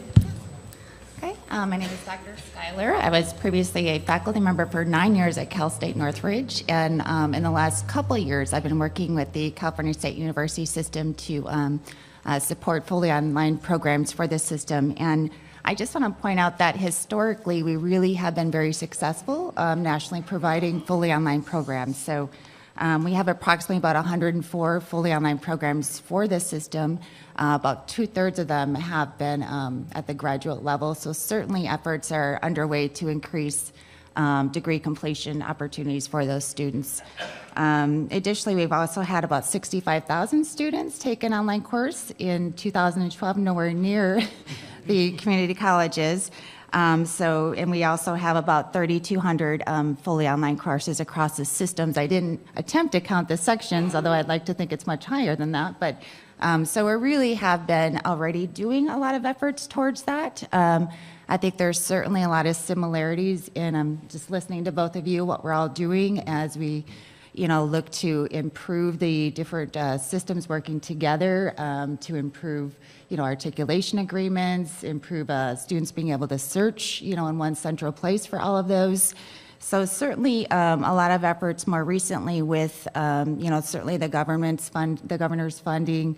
Additionally, Chancellor White had also added $7.2 million to that initiative to increase the degree completion for graduate students to get them to a faster path for graduation. So in those efforts in the past spring and fall, there was a lot of research done to identify those bottleneck courses. So a lot of surveying across the system in the late spring, identifying those bottleneck courses, which are a kind of a stop out or for those students. So once those were identified, then there was a launch of an RFP late spring for identifying campuses to submit an RFP for successful course redesign as well as promising. So in the successful course redesign, those campuses were funded to bring together, providing faculty to work together and put out something called an e-academy. So we actually had these academies where faculty came together across the CSUs. In this past fall, there were 6 of those, 175 faculty. So that's been a really strong effort to really identify those STEM classes, liberal arts, and better prepare the faculty, to increase those offerings. As well as e-advising, that's been a big target area as well for us, is to improve those degree maps and facilitate that for those students. So there's about 6 cohorts of different ideas around e-advising, increasing virtual labs. So there's really a lot of efforts that we're doing. You can also do a search of any online degree program. By 2015, we're really looking to be able to provide that central area where students across the whole CSU system can identify online courses.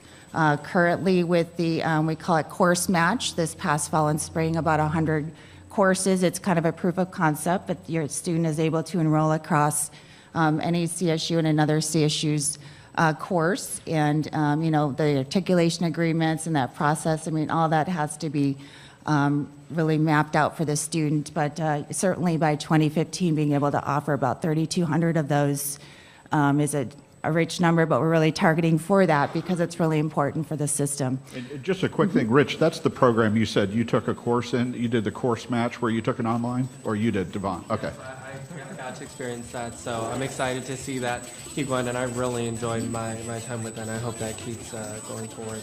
Okay, great. And what's exciting is those courses were all already identified as successful fully online courses.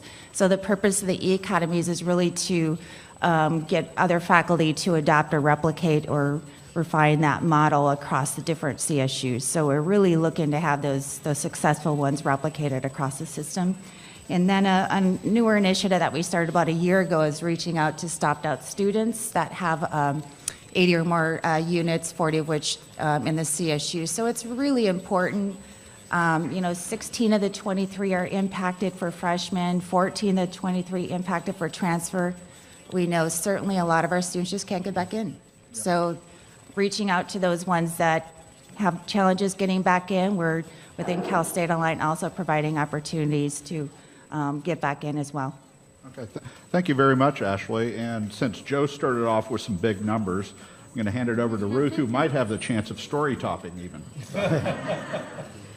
Thank you. I don't know if I have all of the facts and figures that would perhaps top those facts and figures, but I just wanted to take a minute just to describe the University of Phoenix for those of you maybe a little bit less familiar, because we are sort of a nationwide institution, not just here in California. And our mission is that we are providing access to higher education opportunities, that we're enabling students to develop the knowledge, the skills that they need to contribute professionally and in their community and in society. So if you look at data which is provided by IPEDS, what you'll see about University of Phoenix students is relative, and this is data from 2010, relative to the national statistics, while there are 13% of African Americans in higher ed across the country, we have 18% at the University of Phoenix.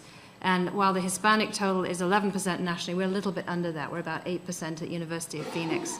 56% of higher ed students are white in America, only 36% of those at University of Phoenix are. And so in that 2010-2011 period, actually, we graduated more degrees. We sent out students with full degrees from the University of Phoenix to minorities than any other institution actually in the country. So in terms of access and expanding access, certainly we have found that the minority populations have been very successful in taking advantage of that access at the University of Phoenix. We have about 300,000 or so active students in degree programs. We offer from associates all the way through to doctoral in about 8 specific schools and colleges, mostly in disciplines that are very strongly related to a business outcome, like our IS&T programs, the business school, the College of Education, the College of Nursing.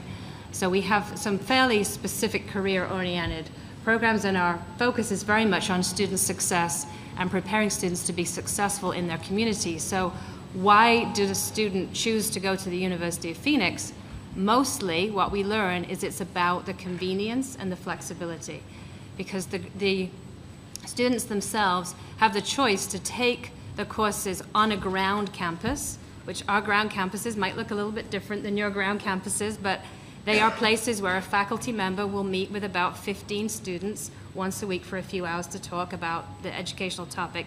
Or the vast majority, like Joe here, would have taken their entire program in an online format.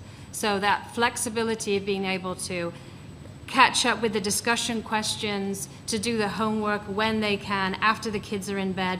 The vast majority of our students would be working full-time and would also be studying full-time, as Joe has alluded to here. So the flexibility and convenience is absolutely paramount to them. And we spend a lot of time talking to students, listening to them about what they like and don't like about our programs. We have a Net Promoter Score system that asks, would they recommend the University of Phoenix?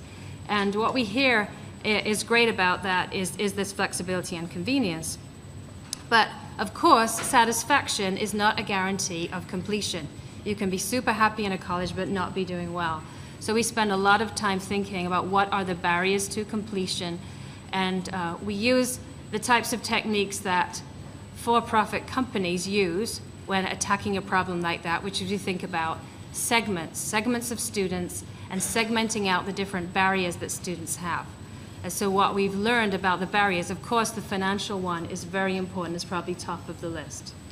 And we're very focused on that. We do a lot of help with our financial aid counselors to make students aware of the resources that they have.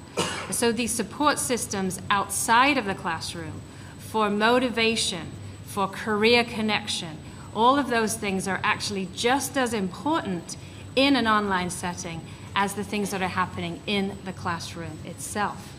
And so I know you're going to talk about those support systems in another session, but it's very important to note that when you open up access to education, open it up through the online modality, the responsibility is very much on your shoulders to provide these services to students as part of what increases success. We have very small class sizes in our online programs. We have a lot of virtual workshops, 24/7 math tutoring that's available, because we know math can be a problem class online. That came up earlier. And we have a full range of predictive analytic capabilities, both from alerts that go to our counselors to notice that students may be having attendance issues, all the way through to our fully adaptive learning Carnegie math product, which is at the very high end of adaptive techniques in teaching math online. So not just do we make everything available online and that increases access, but also the support services that surround it really help to contribute to the success of our students. And I'd actually like to pick up on some of the comments you made about the student population. So not just in terms of racial makeup, but if you had to describe like attributes, and I'd like to get the others involved, what types of students are you either targeting because you have a new program, or what type of students do you think will benefit from your online program? So I'd like to get some comments on that. Ashley, or should I call? As a faculty member, I did a lot of research across our system. I identified, surveyed all of our students, and you really have to be an astute, independent learner, very motivated. Typically, it can be a little more challenging for freshmen, so maybe more, more of a sophomore through junior. It's almost more of a more mature, you more do need to prepared, have self-sufficient. some maturity level in there. Yeah. Any comments? And then I'd like to turn it to the students. We generally find that the majority of our online students are also taking on ground classes. They've selected the online delivery mode so they can time shift their class into a time of day or a day of the week that's convenient for them because they have family obligations or job obligations or other commitments outside of school, so that they're using this as a way to really do time management, schedule management, and that seems to work pretty effectively for a lot of them. I think there are two areas that we've tried to emphasize. One is allowing students to get courses when they need them. So if they're blocked off because of seat limitations somewhere, there can be alternatives to do it. And the other is to give students more flexibility in their schedule so that they have commitments that require them to work during part of the day and they can't take courses that are available. There are some that they can now get into, and that will help them get through their degree in a more timely manner. Okay, great. And so with that, now this is the real purpose of each of the panels. I'd like to turn it over to Isa and the students to get your reactions to what you're hearing, questions that you have for them, or just commentary in general. For you guys, but first I'd love to just hear what are your initial thoughts, what's in your head right now after what you just heard, and how does it relate to your experience? I have a question. Can I ask a question? Absolutely. Miss Veloria, I am interested, and I applaud the University of Phoenix's efforts to enhance the admissions of underrepresented students on the campus or at the university. I'm wondering what type of support systems that derive from social interaction does the University of Phoenix provide, or is it attempting to replicate those kinds of interactions? Because as I mentioned previously, I was a first person to go to college, Latina, from a predominantly Latino community. And I found that at UCLA, a lot of my success was derived from my interaction with affinity organizations or other like clubs or organizations. And I'm wondering if there's a social outlet or portion to the University of Phoenix. And if so, you could just speak a little bit about how that is assisting students in their matriculation and success in graduation. Yeah, I mean, we have yes, certainly. We do have, I think it's about 120 actual physical locations where there are campuses for University of Phoenix. And in those locations, there are places to do study groups with other students, there's places to interact with the counseling staff directly there. So even if you're an online student, you can go to a physical building. So that's just one important thing to note that people maybe not always remember about University of Phoenix. We do have ground locations. Secondly, we have an independently created social network for online communication, so building community online. At each of the local campuses has also chapters, whether they're academic chapters for topics or they could be socially oriented chapters. And there's a lot of community involvement, whether it's Habitat for Humanity, helping out building homes in the community, several community projects that would get started by those local ground campuses that people can be involved in. So, I mean, there are definitely opportunities for that social connection, but we do also have a lot of students who are very involved with their work and their family, and therefore that has not been such an important component. Most of our students are over the age of 25. Again, mostly, they're later on in their careers, and balancing the social side and all this isn't perhaps part of the formula that they're looking for from University of Phoenix, but there are certainly opportunities to do that. Thank you. I have a comment. For the CSD system, it was said that the online courses were mostly going to be aimed towards sophomores through seniors. I was wondering why leave out the freshmen. I took a class when I was a freshman, and part of it was online, and I did notice that a lot of the to get through the class was because I didn't know how to work it, and that added the frustration. When I did actually get to the work, I was already frustrated, so actually getting through the work just was a nightmare. So, I was wondering if there's any chance or any thoughts in just implementing something prior to engaging in an online course, something of how to navigate through the system prior to actually taking the course. That way it's not only limited to those that beginning the sophomore level, but also for the freshmen that may have those obligations of working and taking the online course. I just want to kind of add to that. So in the study that I did at Northridge, we just found that they typically were more sophomore, but certainly across the CSU, there's a lot of freshmen that are successful and take the online courses, and most of our CSUs have a lot of online tutorials. For example, at Northridge, we actually included an online readiness in like the freshman seminar class, where they actually learned about learner characteristics and their technology readiness.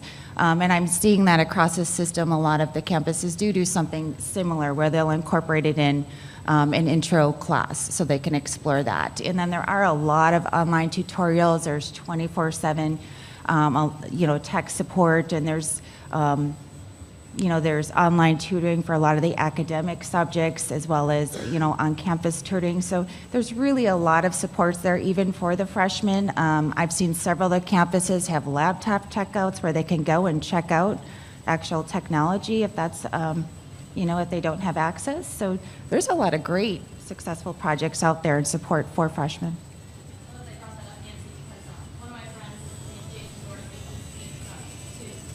Millennial expert. Yeah, my mic's not on. And he says, a lot of people assume, there we go, that millennials are tech savvy, but he said really they're tech dependent, and those are two very different things. So I'd love to hear from you guys, sort of how tech savvy were you before taking an online class, and what helped or didn't help you as you tried to navigate just the online platform and getting started? I'd like to comment on that. When I first started at the University of Phoenix, I had about 8 years of IT experience under my belt, so that definitely, I think, played a role in my success. Online videos that wouldn't play, I knew that I had to update my Adobe Flash player, or technical things like that. I was able to do very quickly. So I think having that IT background definitely helped me out. So. In my own experience, So in my own experience, I was fairly tech savvy by the time I was in high school. From the first computer we got in like 1995, I believe. I really spent a lot of time on it. I really knew what was going on the software side. But everybody starts somewhere. I started from a really old 95 computer. I think anybody can really pick up an online class and gain those skills as they move on. So that's my story on that. Any of you not tech savvy when you started online? Tell us about that. I was not tech savvy when I was in undergrad, probably because I didn't own a computer until about the 12th grade in high school, and the computer that I did have was a makeshift computer that somebody made in the basement or something, and we had dial-up internet, so I was very not tech savvy. I am still not tech savvy, and so I think it's difficult to project the idea that millennials are going to right ahead and pick up online education and just run with it and become experts with the computer. I still ask my older brother, who is 10 years my senior, arguably should be less tech savvy than I am, when I need to upload my computer. I was like, what is this thing that's telling me to upload the Adobe? Is that what it is? I'm not sure. I don't know. I don't even know how to convert PDFs to like Word documents. It's rough, right? I know briefs. I know how to do that. But I would say that it's very difficult. Hard to do, but we're getting through. I think it's difficult just to even immerse yourself in a hybrid course to really understand how to navigate websites and how to access webinars or group chats, or I do think that it's a little bit difficult, and my recommendation would be to actually have an introduction to online education course requirement, maybe prior to maybe like a little training, like a 2-hour training, 1-day training, a 1-week training. I don't know what the training is going to look like. I would probably train on it too. So that's a recommendation.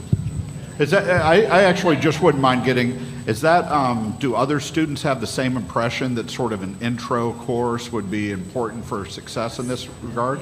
That'd be wonderful. I would say, I think that's a very good idea. I've never heard anyone say that. That's like, very, like, that's good. And I think even if you just, when you sign up for a class, one of the requirements before you start is like you have to do a tutorial before you start, so you kind of learn. I think that even that would be innovative in itself. So I like that point that was made. Okay, super quick. I just wanted to throw out there, I was talking to one of the Community College Academic Senate executives earlier, who's here, John, back there, about this whole push in the community college system for a 60-unit degree.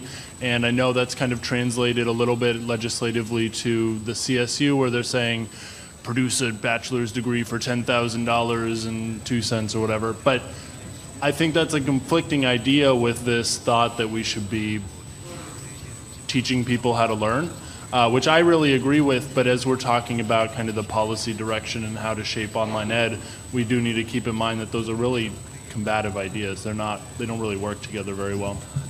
And Keith, I know you had a point? I think this conversation is something that all of us have had to address on our campuses and systems too, that we have to provide student support and tech support and learning support, and not only to students, often to faculty as well, who are very enthusiastic, have some background, but also need to learn more about how to teach effectively online as well. And we still have time if you have some more questions. Yes.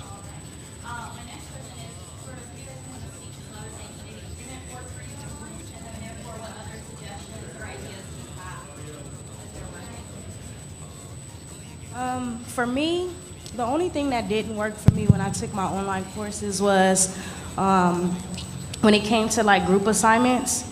We had to meet with a group of students that you probably never ever met before. And so sometimes when you would go to try to complete your assignments, you find yourself basically have to almost doing the assignment yourself because people wasn't stepping up to the plate to complete their task. Or sometimes they would never even show up. So sometimes I was traveling away from Sylmore just to go meet with my group, and then people wouldn't even show up. You would call them and ask them where they are. You would send them emails, and people wouldn't show up. So it was pretty much, if you didn't get the job done or if you didn't get the assignment done, you were going to fail that class. And so I was the type of person, I wasn't going to fail my class. So I would just take on, whatever the next student had to do. So that was probably my only challenge when I was taking my online courses, is dealing with the groups. Suggestions for sort of how group assignments could work better?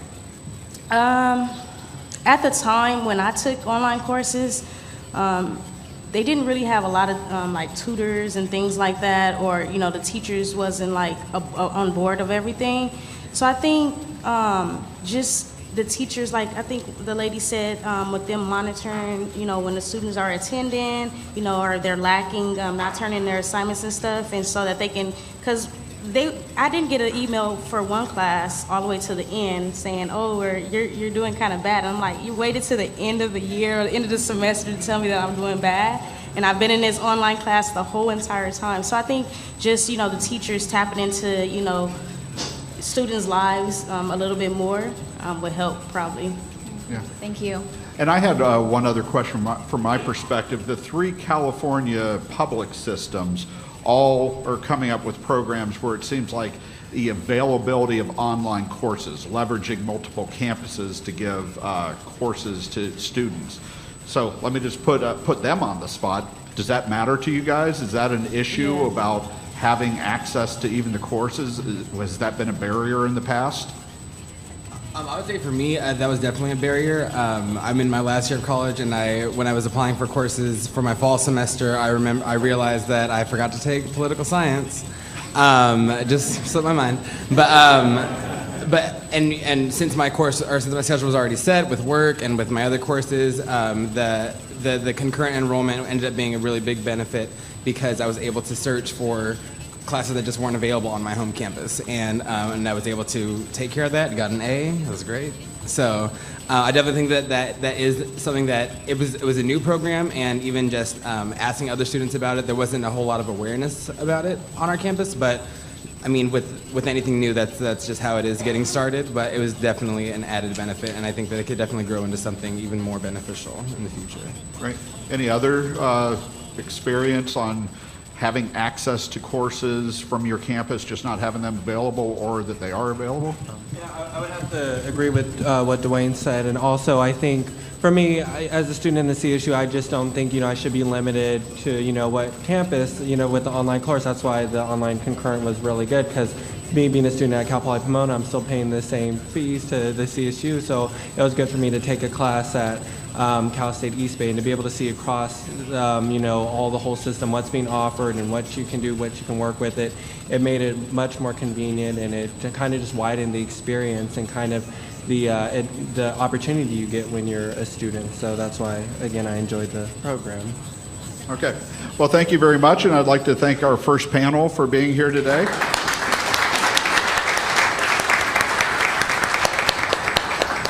Okay, the next panel we're going to be bringing up is going to focus on some of the conversation we had about academic and support services.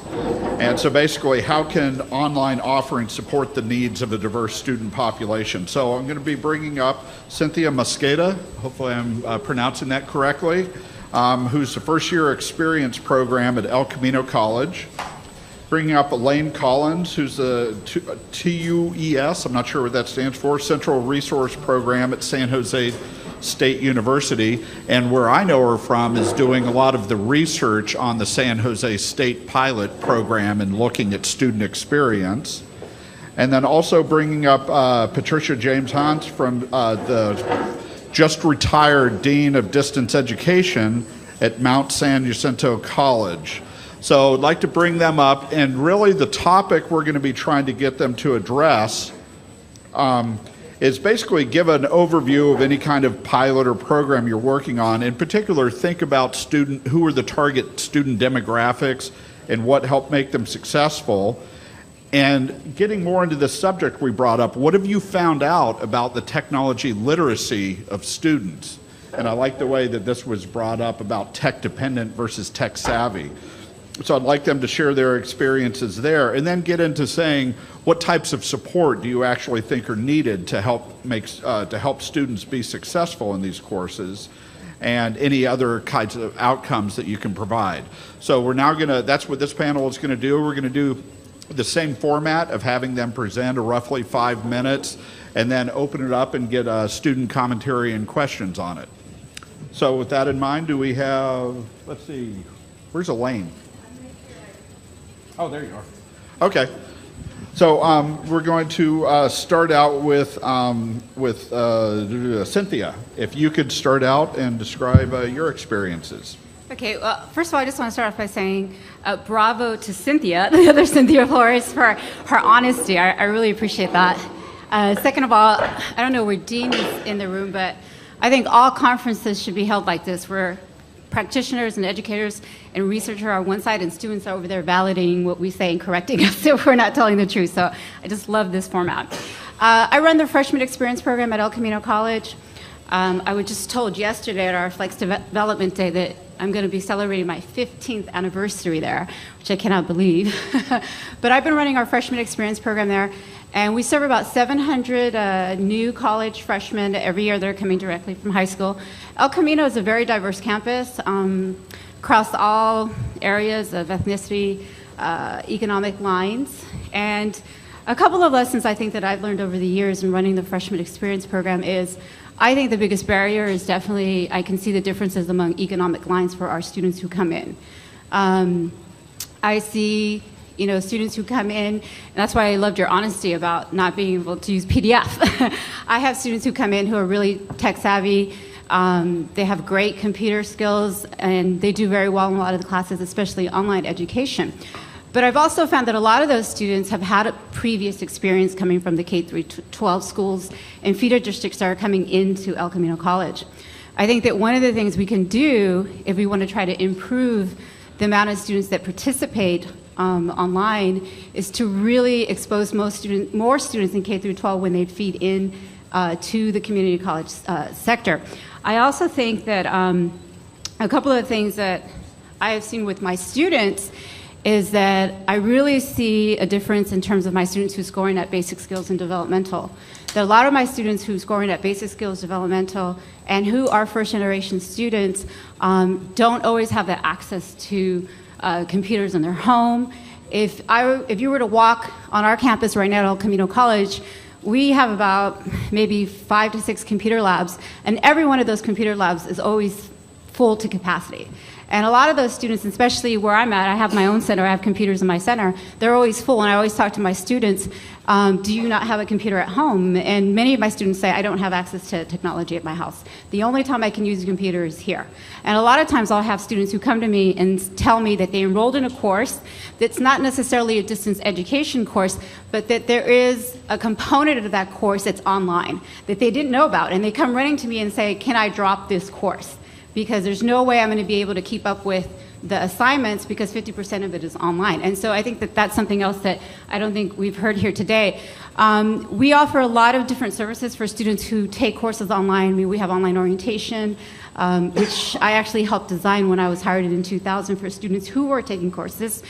We have online counseling, and we do even have a course on how to take a class online. Because I think that this expectation that somehow I have a lot of students who come to me who are trying to get these courses done, and they enroll in online courses, and they don't know the amount of time and commitment that they need to put in to do well and to be successful. So somebody, I think in the last panel, I think it was the representative from University of Phoenix, talked about that somebody talked about the maturity level. And there is definitely a maturity level that you need to do well on these online classes. But in terms of our program and the type of support, I think that we're doing a better job, but I definitely think that community colleges need to be a little bit more responsive and really assess the level of computer proficiency that the student has, as well as how do they go about researching different types of information. We offer a library skills class. It's a 1-unit class at El Camino that really teaches our students how to navigate databases, how to look up information that students find very helpful. So I think we're trying to do our part, but I definitely think that there's still a huge gap that's missing in terms of support services for students who want to take these type of classes online. So I'll stop there real quick and then you continue. And actually, one quick question I have on this is what is the mix of using this technology proficiency as let's provide the training, the introductory course so that everybody can be successful versus almost self-selection of saying, would you be a good match within an online course? So what is the mix that you look at of training versus determining whether they can succeed? Well, in our program, I run the freshman experience there, and we have about 700 new students that participate in there. And one of the things that we've done just within our program is we provide students with a self-assessment survey of, where they feel they're at in terms of, computer skills and literacy and the areas that they need to improve on.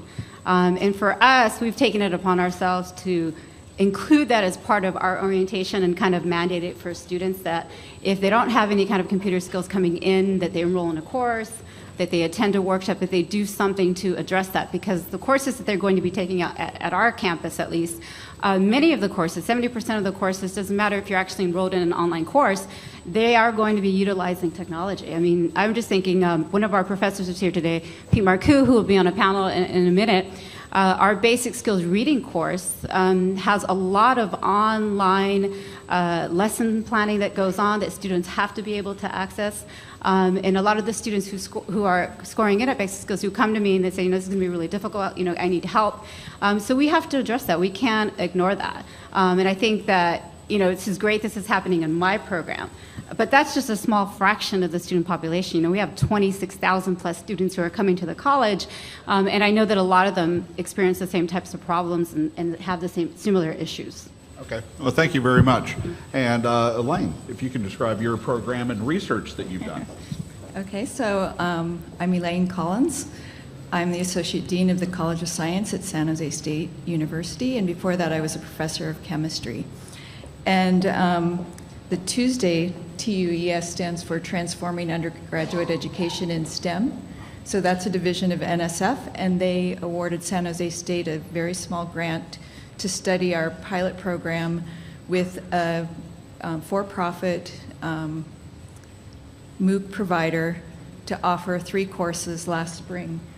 I do have slides. Yeah, I think if you hit that. Oh, that's why I have this. Okay. I think you have to, where's the thing? The computer's over here. That's see, if only we knew technology. Well, anyway, I don't really need them, but okay.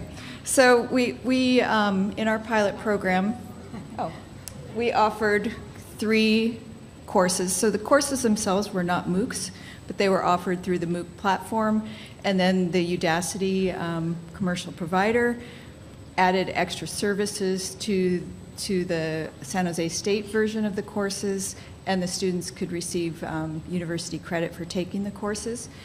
The 3 courses were developmental math, which, as we all know, students coming to college needing remediation in math and English is a huge time sink and cost and delays graduation and prevents graduation, so anything we can do to help that problem would be good.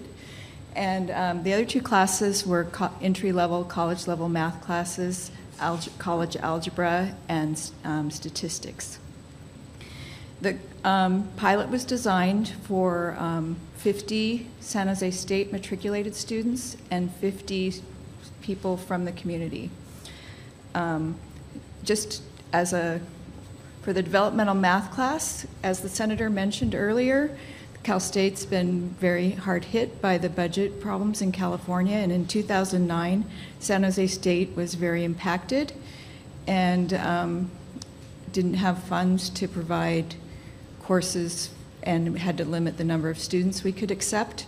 And so when students come to San Jose State needing remediation either in English or math, they have a year to complete that. Math 6L is a 1-semester remediation course in math. And starting in 2009, that class was only offered in the fall. So any student that did not pass that class in the fall would then have to take that course at a community college or another Cal State before they could come back to San Jose State. So one of the courses we had in the pilot was a spring semester online version of that course. So the students that were in that class that were from the San Jose State students were students that had not passed that class the first semester they took it. So this was going to be their only opportunity to take it at San Jose State. And so the senator also mentioned some of the not so good statistics in the pass rates for the courses. There's various, partly most of the students from San Jose State, 46% were underrepresented minorities. It's a little hard to know the exact number for the non-San Jose State students because that was not something that they put down when they signed up for the classes. We found that out through our study, through surveys, and we didn't get 100% participation. One thing that we did that I'm mostly going to talk about is we partnered with a charter high school in the Bay Area that's mostly underrepresented minorities. Mostly the students at that school qualify for free lunch, so very economically disadvantaged also. And so we had 213 students that signed up for these 3 courses. 98 were San Jose State students, 115 were other students. 44 of those other students were from this high school. 8 of them took the developmental math class, 24 took the college algebra, 12 took the stat class. And did you, just checking, did you want the other slide up? Not yet. Oh, not yet. Okay, I'm sorry. Yeah, thanks. So out of those 44 high school students, only 4 of the students actually got a C or better in any of the classes. And as the researcher, what we were studying was how aware the students were of what services were available on the site for help for them, what kind of tech savvy or tech experience did they have before they took the course, questions like that. We administered the first survey about 3 weeks into the semester, and we found out that very few of the students had ever taken an online class before. Most of the students were unaware of any of the extra services that were offered through the course. And the partner Udacity made a big effort to develop little videos to introduce some of the support services, and they had some mentors that gave 24/7, were available 24/7 for online help, and they actually made phone calls to all of the people in the course that did not, hadn't really progressed in the course. And most of the high school students, maybe they had a computer at home, but maybe it was a shared computer, so they didn't get very much time on it. Maybe they didn't have high-speed internet. At the school itself, they were only providing an hour a day where the students had access to computers and doing the class. So I'll go to the next slide. Yeah, can we go to the next slide? It might Yeah. help to manually advance it. So what the high school did during the course of the semester to adapt to this, and they've actually used the online version of several other Udacity courses in their high school, they opened their computer lab from 7 a.m. to 6 p.m. 6 days a week and had a facilitator in the computer lab. The facilitator spent a lot of time learning all the 3 courses and what things were available to the students, and worked with the students in small groups where they were all on the same page on the computer page going through the lessons, so that they could know that all the students actually knew how to use all of the tools. Some of the courses did not have a lot of pacing within specific timelines for things, so the courses that had more definite due dates for things, the students got through them better. One of the things the high school students tended to do was that they really liked the videos, and some of them would watch the videos like 25 times, and so then they didn't progress through the class. That was another thing, especially the high school students were not aware of the time commitment to take the class, the speed that you had to go, and the amount of material that you cover in a college level class. And so, but because these were initiated during the middle of the semester, or as the course went along, it wasn't enough for the students to meet the endpoint, which was the only thing we really measured, was did they get a C or better in the class. And so if we'd had more time and more money, it would have been good to see what they knew before they started and what they knew at the end, and it would be great to get more money to study how this model works better. Yeah, that's a note for the National Science Foundation, if they're listening, for the follow-up study that would, and I would point out, this is an area that I think is important, is we don't have enough research on what's actually working in online education. And I would definitely, anybody who hasn't read it yet, I highly recommend reading Elaine and her team's report. But as you point out, we need a lot more data, particularly before and after type of research. Right. So thank you very much, and I'm sure we're going to hear more from you. And I'd like to turn it over to Pat. Hi. I first want to start by qualifying that I was a community college student as well, and I can relate to a lot of what you've gone through. My parents did not go to school. My mother told me when I was a junior in high school and I was trying to find a place to go to school that it was not college material.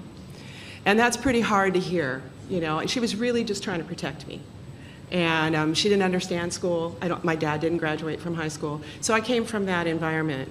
And so what I did was I got married and had 2 kids. And then I was divorced. And so I had to do something, and I went to California. I went to the California Community Colleges at CCSF, took one class, passed it with an A, and I thought, boy, either I'm really smart or they're really dumb. But I owe my life to the California Community Colleges. I graduated from Kenyatta College. I went to UC, and I did my master's fully online. And by doing that, I doubled my pay within about 5 minutes after I completed the degree. And if it hadn't been online, I would not have been able to do it. But there's a huge difference between being a graduate student online and being a community college student online.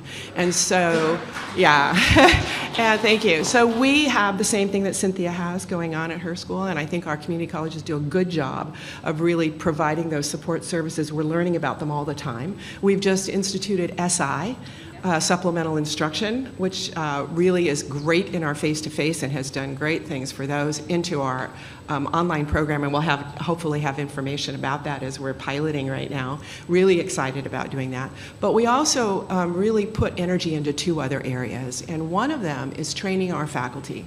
We've had an academy at our college for 13 years. It happens 3 days a week for twice during the school year. We had 300 faculty this week, Anna's sitting over there, for 3 days, and they're learning how to teach online. It wasn't the technology, it wasn't the materials, it wasn't the classroom that made me an effective learner, it was the teacher. And so it's really important to us that our teachers understand that that interaction is critical in the online class, that they're there for students. That when in the discussion forum, a student asks a desperate question with the subject line, help, that you're in there every day answering that question and you don't leave them hanging. So we focus on that and course design. The course design should be transparent. It shouldn't be in the way of the learning. And I'd like you to kind of address course design as an answer to some question about what do you think about that, and what was effective course design and what you saw in your classes, because we're really about making sure that that course is easy for students to get through, and you're really not stumbling over anything. You know what to do, you know where to go, and all of that. The third thing we focus on is innovation. And I think we have to keep looking at what can we do to improve what's going on in our online classes and our experience for students. We did a MOOC through Coursera, funded by the Gates Foundation, and it was a perfect storm. California economics were tanking, and we were cutting basic skills classes at our college right and left because the focus was on the transfer degrees. What were we going to do? And we were having conversations with Coursera about could we offer something that would be a resource for students. So if you didn't place into college level English, you could take this class while you're waiting to take another placement test or waiting to get into an English class that would help you write better. And what we found, we had 45,000 enrolled in the first section, and in the second, about the same amount. About 30,000 were participants, so that's a little bit different. They enroll, but maybe they participate or not. We had 2,700 in each session that completed. It doesn't sound like a lot, but 2,700, how long would it take you to teach 2,700 students something? And they could take their certificate back to our college, and we let other colleges choose to do that or not, and reassess right away, and we didn't charge them for it. And while we're still looking at that data, we're going into our 3rd session, February 7th. It's a basic writing class on Coursera called Crafting an Effective Writer. The students that did come back and reassess, there were only a handful, probably about 15, all assessed higher. So they skipped at least 1 and some 2 of the basic skills courses and went right on. So I think, if we're looking at what our mission is, we help students become students, college students at the community college. We accept 100% of the applicants, so top 100%. So we teach them to be college students, and that's really an important thing. We nurture them, so our teachers and what they do are really important, and we're really out there in innovation, and I think that's really important too. Right. So my question to you is, what does course design mean to you, and how has that helped you? For me, course design, because I've taken a good number of online courses, and I've seen a lot of just that default, like here's the question of the week, post your response and respond to your classmates, and that's like your assignment for the week. And for me, I don't feel like that really promotes I guess that doesn't really promote what on paper that kind of work is set out to promote, which is, exchanging between your colleagues, thoughtful, really like thoughtful interpretation of the material. It's for me, and I know for a lot of students who have been in that mentality like I have of, if with that design, I feel like that's just the easy A online course design. And it's something it's easy to keep up with. Just set your alarm to that Sunday evening. I'm saying it because I've done it. Just Sunday evening and just get it done. But I have also had courses that really build in more interactive elements. I took an Afro-American Studies course last year that was really powerful. We would have a video to watch every week that was longer than just 7-8 minutes. But it was something that really put things into context for us and I feel like I did a lot to make up for not being in a classroom environment.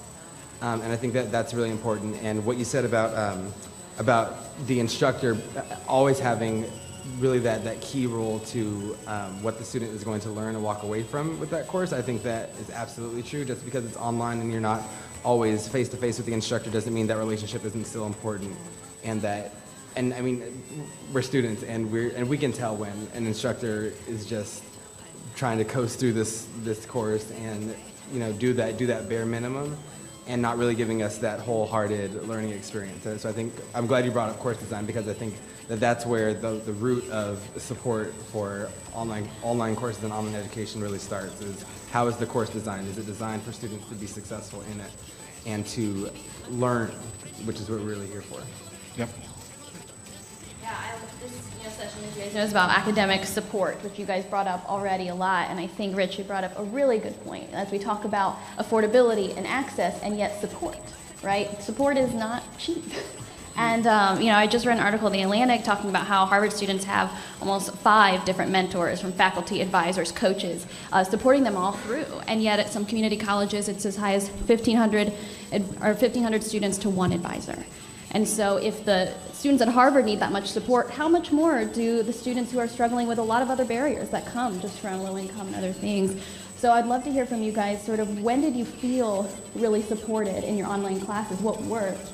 And when did you not feel that support was there? And in those situations, what suggestions can you give that could make that better as we move forward?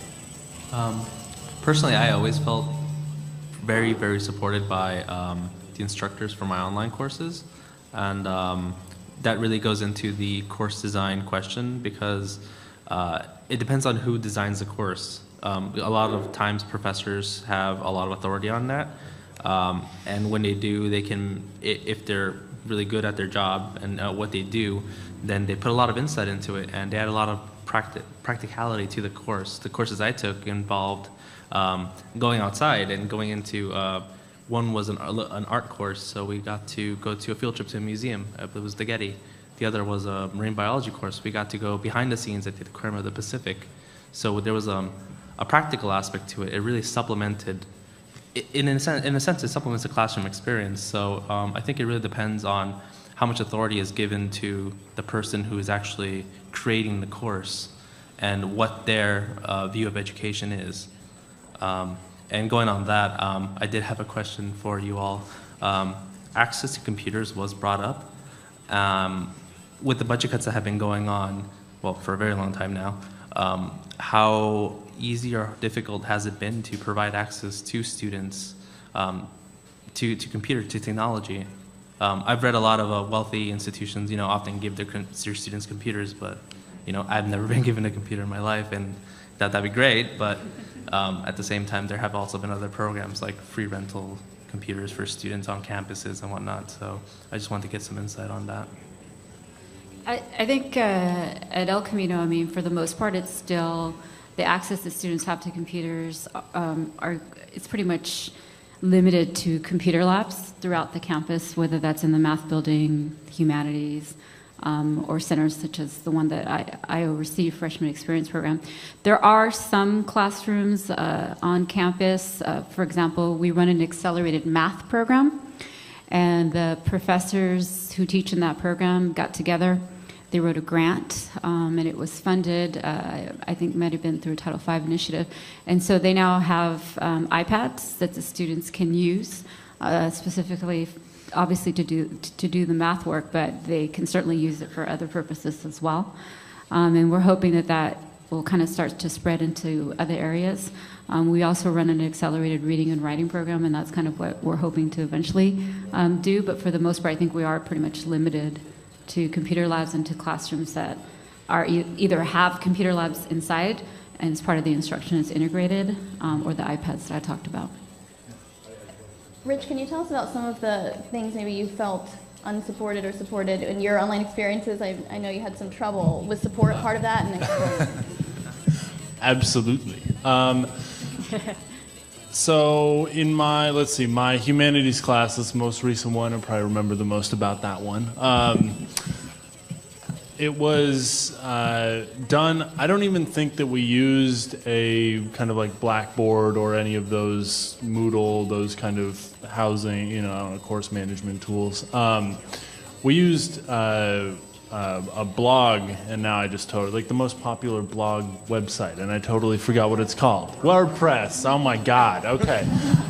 We used WordPress, and all of your assignments you posted on your blog, be creative, do that stuff. And I think that one of the most challenging things for me in that class was engaging the medium with which I was supposed to connect with the class. WordPress to me felt like a very clunky way to publish my material for a lot of people to see that I didn't really feel comfortable with. And it's not a very personal thing, and so I was taking a social studies class, which I probably should have thought, oh, well, I might want to actually talk to people during my social studies class.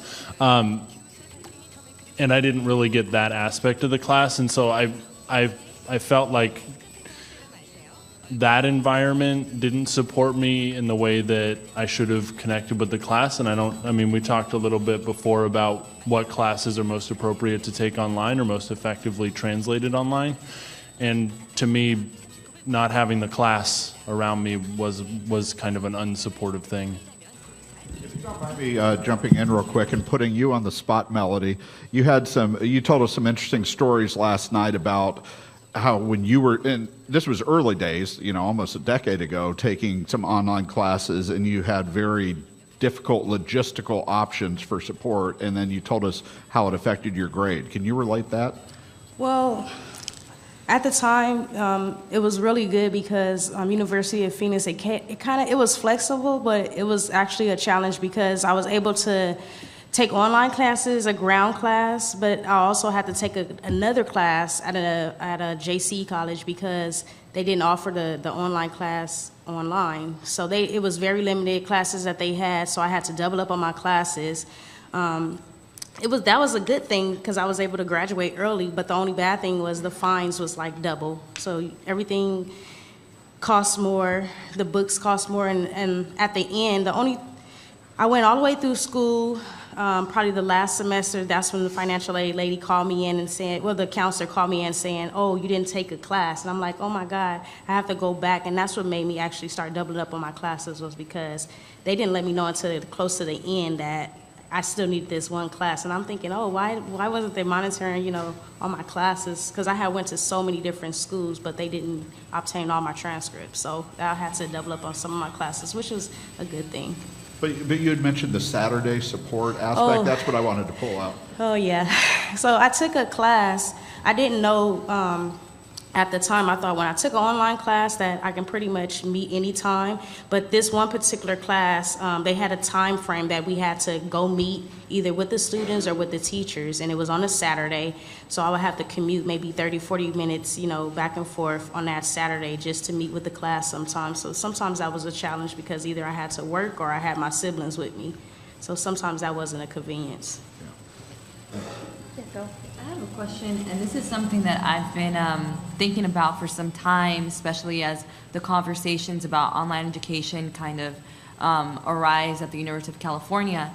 And I want to know, we talked a little bit about support for underrepresented, non-traditional students and what that could potentially look like, but I know that there's, at least for me, a question about maybe one or two or three, all three of you can talk a little bit about the support that's provided for differently abled students that want to access online courses, because I feel like that's something that's not often talked about amongst the circle of people are like, oh, it's a desirable alternative for those that choose to opt into the program. But what happens to those students that are differently abled that try to access online courses that may be visually impaired or hearing impaired or whatever it may be?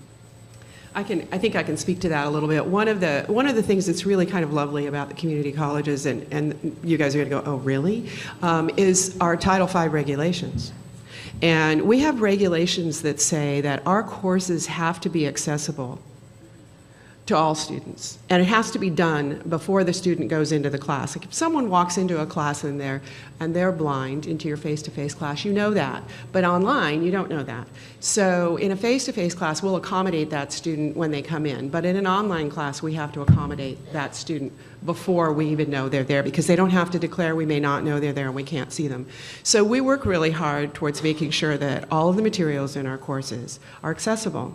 It's a hard job. It's a hard thing to do.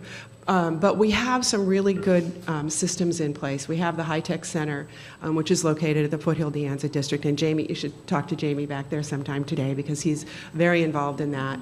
And we work really hard on campus as well.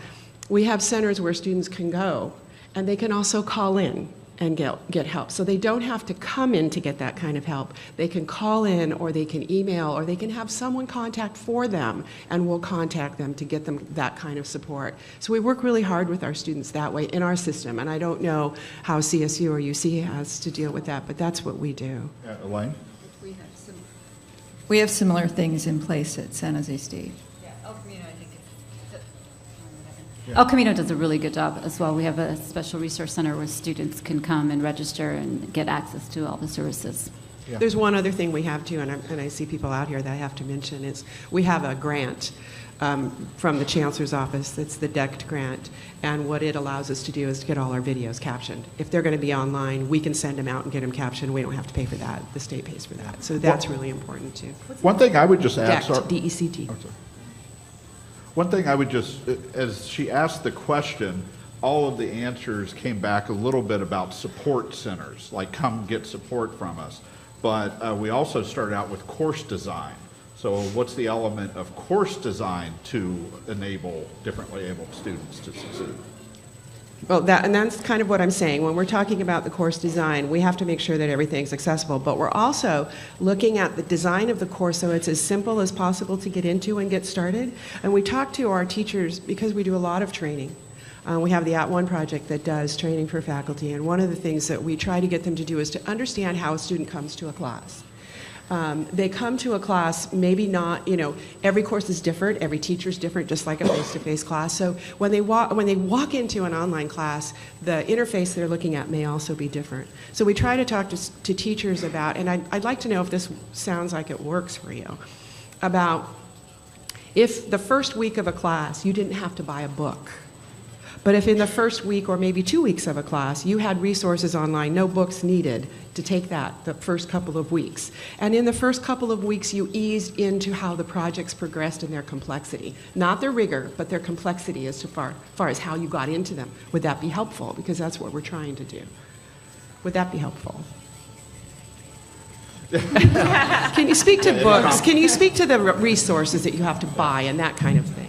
Yeah, absolutely. And I think you bringing that up, I feel like that is something that can be really beneficial just for courses in general, because I know myself, and I'm sure a lot of other students have invested money and paid for books that ended up collecting dust throughout the time in the course. So whether online resources are able to, obviously the goal is to have online resources for free for the duration of the course, but even if it is just for the first couple of weeks to see if the course is for I guess for me or whoever the student is, I think that would definitely lend itself to more success. We're also working on open education resources for online as much as possible and pushing those too, which are free. Yep, good. Cynthia, you had a question for the students? Yeah, I was just curious. Did any of you, when you were taking your online courses, did you ever take an online course that wasn't considered a college level course? That was, because you talked about, I think, African American studies, but did anybody ever take developmental English course, reading course, or math course? It was all college level. And had you already been at that campus for more than a semester? Did you take an online course like your first semester there? Your first semester? No. And I failed. Yeah, no, not really, no.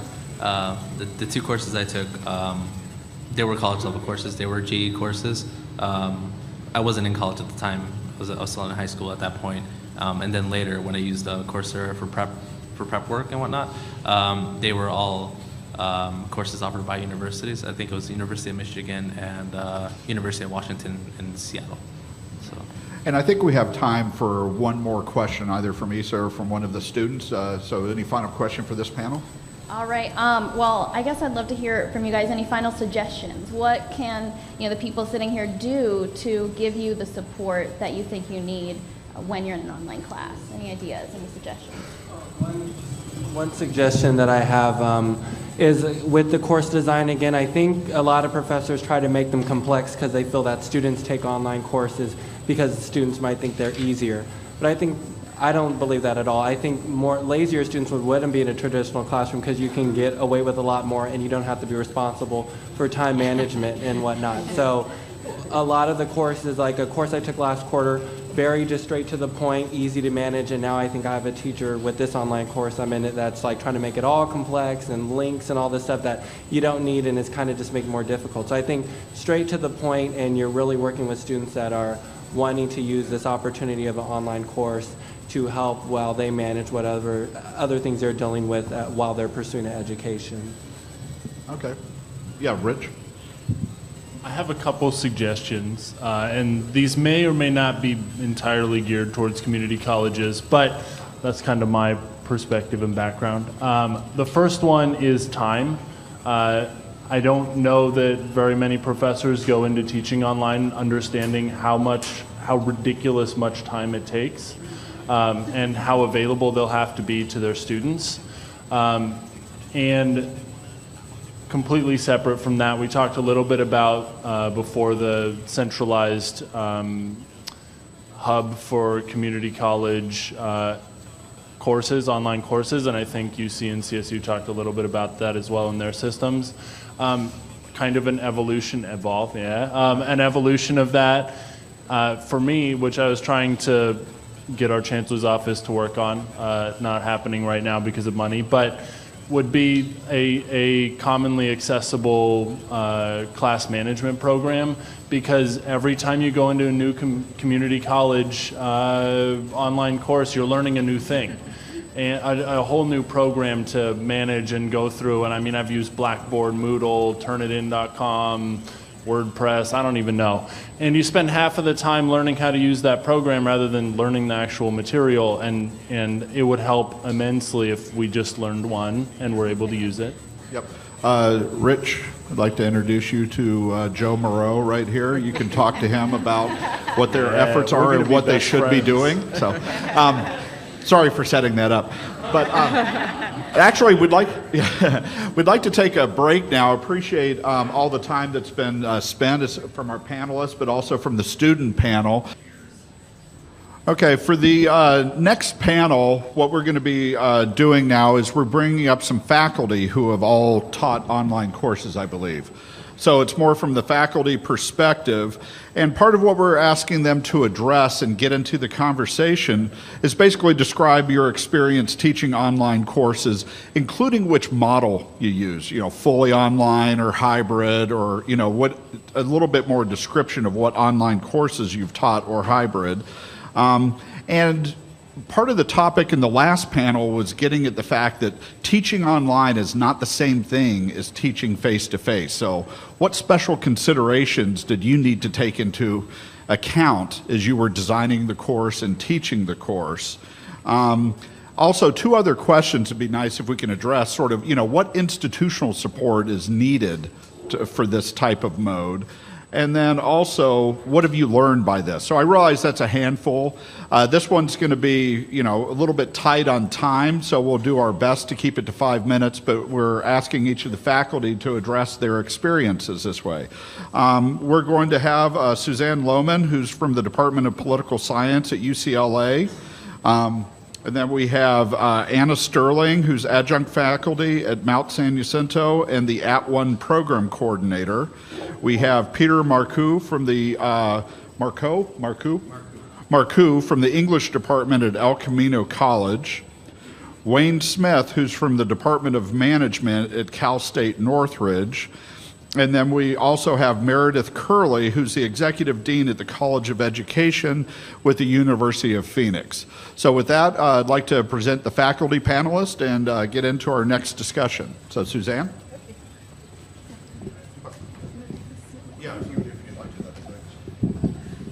So my name is Susanna Lohman, and I'm in the Political Science Department at UCLA. I developed a fully online course with 150 students. This was under the auspices of UC Online Education, and I believe you've heard Keith Williams speak earlier. He's the director. Oh, there he is. Okay. Okay. So this is a fully online course.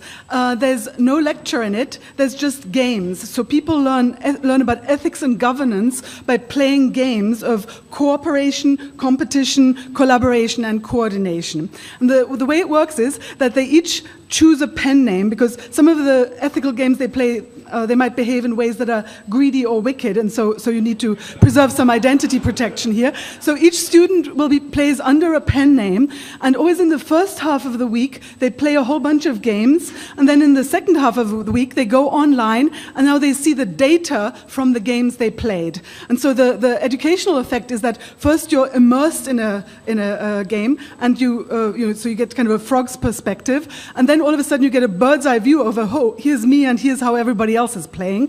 Then also on this interface are all sorts of articles, both cutting-edge articles that just got published and also classical articles, and there's a prompt that says, oh, hey, this book chapter or article claims that people will behave in this way. Is that true? And then each student has to write a 3-page report. And so that's the rhythm of the course. That is, every week, play games, see data, look at the literature, and write your report. They do that 10 weeks in a row, and then they're done. Okay? So to give you an example of how one might learn something by playing games. So if we could go to the next slide. So what you're about to see is the so-called bureaucracy game, which is how information moves through a bureaucracy. The one before, yeah. So here you see 3 bureaucracies. The bureaucracies basically have to figure out that there's an iceberg there, but any one student only gets one little piece of the photo, and then collectively they have to figure out that there's an iceberg, and if they figure it out, they get points, okay? And so it becomes a bureaucracy if you think of, for example, the columns as being departments, and so the person who gets this one piece of the photo has to report to their supervisor, and then the supervisors have to report to the director of the bureaucracy. And then you can afterwards examine the communication patterns and so forth to see why the bureaucracy is working, or most of the times they don't work, actually. Next slide, please. Then students who take this online course can subsequently take a small enrollment game design course with me, where they learn about some of the complexities of designing a game like this. So here you have, for example, 2 pictures. One of them, the one on the right, does not work for the bureaucracy game. It turns out that the way it's constructed is if you take any kind of piece of this, you cannot even remotely guess that it's a Dalmatian. You have to see the whole to know that it's a Dalmatian. Whereas the other game, the other picture is too easy, because some of the people who see a certain piece can basically guess it's a Dalmatian without communicating with the other students, right? Next slide, please. So this is an example, for example, of a picture that works very well in the bureaucracy game. So you have just the right kind of distributed information that it then gets aggregated through the bureaucracy. Next slide, please. Okay, so why am I doing all of this? Well, I've taught ethics and governance at UCLA for about 20 years, and in ethics, the gold standard is the so-called Socratic dialogue, where the professor and the students all talk to each other, and then And Socratic dialogue works extremely well in batches of about 25 students, but over the years at UCLA, my classes got ever larger, and with 75 students, you're basically talking to the people in the front row, and there's nothing else going on in the class. So already in the classroom, I introduced games to supplement the Socratic dialogue, and so that you get this effect of people playing, immersed, and then all of a sudden getting an aggregate view. And then it turns out that these games actually work better online than in the classroom. And so there's both an issue of speeding up and scaling up the learning. Okay, that's it.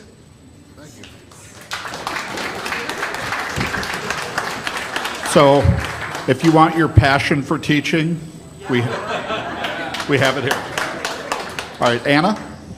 Obviously, it's going to be difficult to follow up that, but I'll try. So I've been teaching at the community college district, or in that system, for about 8 years, completely online. So I don't know how many courses that is. Sometimes 3 courses a semester, sometimes 1. It varies. But and when I started out, I had no teaching experience. I came from industry with industry knowledge about office management and going through that side of so presenting my information that way. So when I jumped into education, I was like, I'm just going to do what everybody who before me has done and the way I learned. And I started realizing that my students were really upset with that, and I wasn't happy with what was going on. And I started thinking, there's got to be a better way to do this. And at the same time that I began teaching, and I didn't have a bachelor's degree. So I was going back to school to get my bachelor's degree and teaching at community college basic, under like non-transferable courses in business, computer application stuff, and going to school at the same time. And I started realizing I'm a student. I have a unique perspective to bring to my online courses. How do I do that? And I started thinking about all the things that made sense to me and what I didn't like and what I did like, and how do I bring those into my course? And that really changed the way that I designed my online courses. So one thing that I do with my students now is that I have every single one of my courses starts out with 1 week as a course-specific online orientation. Teaches them how to navigate the environment, tells them what's expected in the course, not only from them, but what they can expect from me. How they're going to be doing assignments, what the rhythm of the course is, all of that information is the first week, before they ever even get to the content of the course curriculum. If they can't get through that first week, they don't proceed on to the rest of the course because they will not be successful. And that's what they're told up front, is the reason you're doing this is to help you succeed at this course. If you can't meet these requirements, then it's going to be more difficult for you to succeed, and I'm not going to set you up to fail. So that's what I wanted from my courses going forward. All of this led me to then my passion is, being instructional designer. And that's the support I think that our online courses really need, is instructional design. Which then led me to @ONE, which is a grant that's funded by the Chancellor's Office that provides technology training to faculty and staff at all of the community colleges. And we have an online teaching certification program that really focuses on making sure that faculty and staff have those knowledge, skills, and abilities to understand how to design a course for success for students in the online environment and not just set them up for failure. Thank you very much, Anna. And Pete? I taught my first online class solely online in 1999. I was given a username and password to Hypernews from Northridge and to Quizmaker, and I was given a web page. I had taught the class twice before. I was new to teaching, given no support, no technical training. I was just told to start teaching this class. We needed an online presence. I was a part-time instructor. Obviously, it failed miserably, so I apologize to your brethren and sisters. We started with 35 and 1 passed, and I had to beg that person and it turned into a hybrid. The student came in and we did more one-on-one work. Since then, I've been teaching online. I received a certificate in online instruction through Cal State East Bay. And I discovered that my true passion, the thing that fits my teaching style is the hybrid model. In high school, I was, luckily assigned a book called Megatrends by Nesbitt, and one trend stood out to me, and it's called high tech, high touch. And I think this building represents that. Is the more technology that we have, the more social interaction we thrive, we want. And we have, 4 floors here that demonstrates that. And so my classes now that I teach mainly remedial classes, and they are hybrid. We have more or less 5 levels of classes below transfer level English. They're split into reading and writing. 3 years ago, we started a pilot where we did an accelerated. We took the 2 reading classes below freshman comp and 2 writing classes, and we combined them, and then we linked them. This semester, I'll be linking with myself, so I'm teaching the students 4 days a week, 8 to 12:30. 2 hours will be dedicated to the reading class and then 2 hours to the writing class. The writing class is in a computer lab 2 days a week, the reading class 1 day a week. For the reading class, what I do is Monday through Wednesday is the lecture in the typical class. On the Thursday, I allow the students the privilege of working from home because all of the work is online. We use textbook websites and various other programs, Total Reader. And I call it a privilege because they have to do the work. I found that the skill set for this demographic, they need that structure. You can't just give these students who are, most of them are fresh out of high school, that freedom to work from home because they won't get it done. And so I check each week, and if they don't do the work, they're put in the penalty box, right? And I post that penalty box online, and then they have to come the next class, and then they can redeem themselves, and we go on from there.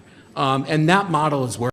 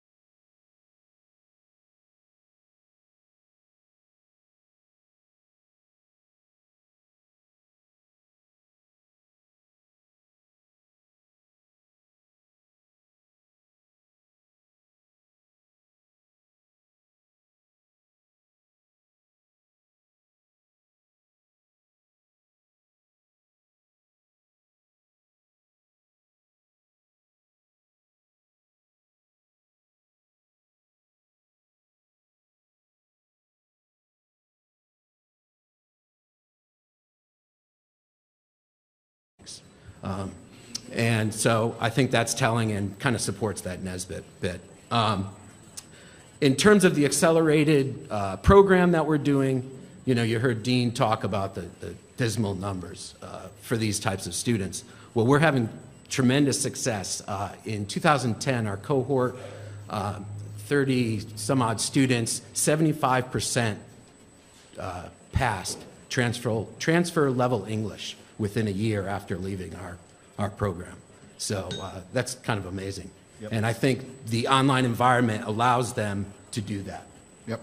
Thank you very much. And I really appreciate that you bring up the whole subject of structure, because that's one thing that we see quite often in online, particularly for younger students, is the need for that structure. But Wayne, I'd like to hand it to you. Thank you for inviting me here today. I am too a product of the community college system. I walked to LA City College and then took the bus to Cal State Northridge. I've been I teach mostly business courses, and I'm in the management department, so I teach mostly org behavior, negotiation, leadership, that kind of stuff. But I do other things as well. I volunteer to teach freshmen, student athletes. I also teach Shakespeare.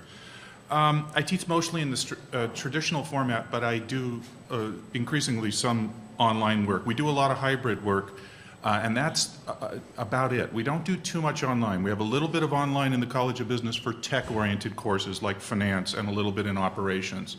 But for the qualitative reasoning courses like management, marketing, and law, the faculty, at least in the business side, have decided that those work better in traditional formats, or occasionally hybrid formats. But there are plenty of other programs at Northridge that work online. Not just the master's program, but one that wasn't mentioned before is upper division transfer general education, to make sure that there are no bottlenecks in the transfer, and that there's always places for the students in that particular place. What considerations do I give when I develop an online course? First of all, everything I do is in open courseware and Creative Commons, and has been that way for multiple years. My first course online was in 1993, and all the materials are like that. I'm not just talking about incorporating open educational resources, but making sure the syllabi, the course outline, and all the materials are licensed that way as well. And I think that that's really important. So adding stuff for online means making good prompts for the discussion questions. We are not quite at the place, either at Northridge or in the CSU, where we have real-time captioning like we heard before, where we can just send out a video and have it be captioned. That's a big deal at a place like Northridge, which has the largest collection of deaf students in the country, next to Gallaudet University. So this ability to deal with differently abled students is extremely important, but also very complicated task to do. So those are areas where I could use a little bit of help. I also do the programming in the college when a faculty member needs something customized, like replicating functionality in the Open Learning Initiative from Carnegie Mellon for the operations courses, doing things in R and Python that need to be then generated in test banks for Moodle and things like that. In general, for me to do a better job with students, I'm going to need more information about them.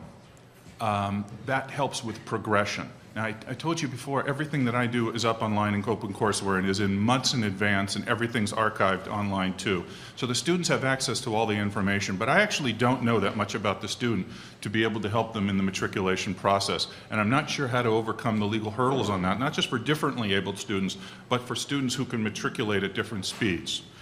One of the things that I've learned in the courses that I've taught is that the grade distributions can vary more widely in an online course, even in a hybrid course, than they can regularly. The grades are less nuanced, and I'm not sure exactly what that means over time, but it could mean something's not right, if that's true too. So we have to be very careful about what an A means, especially if somebody can retake the quizzes multiple times.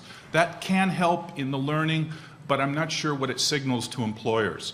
The other thing, and this is a research interest of mine, not just an educational interest, but the students do a great deal of writing, not just in my course, but in the other courses as well. And I know how to automate the drill and kill and other things in the quantitative reasoning, but knowing how to evaluate short answers and essays with technology is non-trivial. You need finite state transducers and latent semantic analysis. And we're not quite there yet.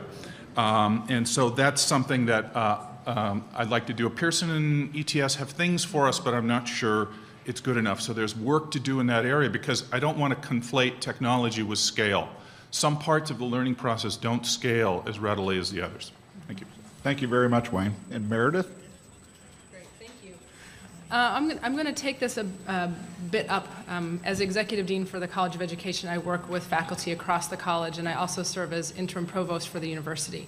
So in thinking about how do we service the students' needs as well as our faculty needs online is something that's certainly part of every day in my world. One of the key fundamentals for us is a lot of faculty training on the front end. We utilize practitioner faculty, which is really key. Our students continue to express an interest in being engaged with practitioners consistently to understand what's relevant and what's currently happening in those fields that they're pursuing. And one of the things that was mentioned earlier is sometimes the skill sets of instructing in a classroom do not always translate to instructing online. So we spend a great deal of time in faculty training to help folks think about how are you facilitating. Classroom management online is certainly different than classroom management in a physically based environment. So there's a lot of training that goes in on the front end, and also understanding the commitment that it takes to facilitate online. It's a 24/7 opportunity to engage with folks. We all work in different paces and different times, and I might want to be up at 4 a.m. and you may want to be up at midnight. So how do we make sure that faculty understand the commitment of facilitating online and being available to students? Really, office hours never end, right? So there's a lot of time and engagement as well. We also hear from faculty that they oftentimes know those online students better and in more depth than they do students that may be in their face-to-face classes, because there's no opportunity to hide, if you will. In a face-to-face course, if you choose not to participate, if you choose not to raise your hand or engage, you can kind of be quiet in the back. In an online course, everyone's engaging, everyone's participating. Our platform is such that you're engaging around course materials and content actively all the time, whether it's an ebook or if it's a video collection, but that constant interaction and dialogue. And so faculty really say that they have the opportunity to know their students in a much more robust way. And I think the platform and the resources itself are really key to making sure that we're meeting the needs of all kinds of learners, whereas I really might want to engage with something that's visual because that's how I learn best. My fellow students may want to read some current information and literature, and that's easier for them because they would prefer it that way. It's fun for us to find tools that help engage students in a multitude of ways and also allow faculty to be able to utilize resources that are appropriate for the students in that particular course. So I think that the platform and the amount of dynamic resources that we make available for students and faculty have really created a really amazing cultural environment, and also an environment for quality engagement between both sides. So just kind of some bigger picture perspective. Thank you very much. And Thank before you. we turn you over to the students, and as they get on your case, Pete, for your initial course, I did have one follow-up question. Wayne mentioned something interesting in the perspective of, since we're talking access with online education, you put a real emphasis on open educational resources, including syllabus, and making those generally available. That's an important part. Any others, is that an important consideration for any other people as part of how you look at online education? Any comments? Got lots of microphones.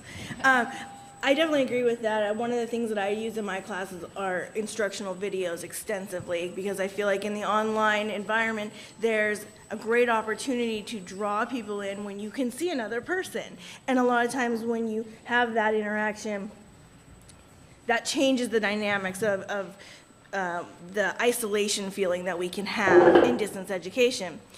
So I use instructional videos, and all of those videos, I create them specifically for my courses that I teach, but I put them out on YouTube and they're open access. Anybody who wants them can use them. And I have instructors all over the place contacting me, can I use these in my course? I'm like, yes, they're on YouTube, they're free, they're out there, anybody who wants them can use them. So I think that idea of creating things that can be shared across disciplines, across schools, across, the ethos really is amazing part of where we sit with distance education and opportunity, and it creates amazing access. All of my videos are captioned, all of those kinds of things. And people who aren't even taking the class or taking any class are watching those videos and gaining education or knowledge from them. So I think there's definitely a lot of opportunity for sharing that can happen from these. Yeah, so two interesting things, and I'm going to hand it over to the students. One is it's not just the cost of the material, but it's the collaboration of online best practices. I'm hearing both of those things. But with that, I'd like to turn it over to Isa and the students. All right, well, students, I'd love to know what stood out to you about what was just said and how does it relate to your experiences?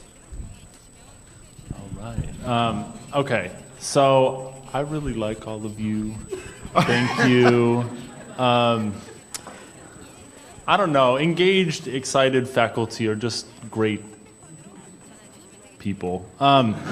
So anyways, Wayne, well, I almost said things and that just wasn't gonna work. I don't know. I passed English, so I figured I better, utilize my vocabulary. Anyway, so Wayne mentioned, well, actually, first I want to tag onto that question about OER and kind of the Creative Commons phenomenon that's been happening. And as a student, and a lot of the students that I talk to and work with, it's really important for us to see our faculty engaged in kind of perpetual learning. And I think that the easiest way to do that is to look at what other faculty are doing, a lot of whom are practitioners or come recently from the field or go back and forth or whatever. And the mechanism to do that is Creative Commons and OER and sharing. And so I'm so down with that. And low cost, I mean, come on, really? So I'm just saying, $200 textbook, I don't even buy them anymore. Like, why am I going to pay? Anyways, so we're not going to talk about that. But that's the next one. But on the student records thing, I thought that was probably one of the most interesting things that I've heard all day. To me, I hadn't really connected that particular issue with online education, but it makes perfect sense. And relatively recently, there's been a conversation about transitioning records from K-12 rather than destroying them, burning them, and locking the ashes and then blowing up the ashes, that we would transition those into the other systems, that they would follow the students so that we could know more about the people that we're teaching. And I think that would be an invaluable asset, not only for online, but also in the classroom, especially online though.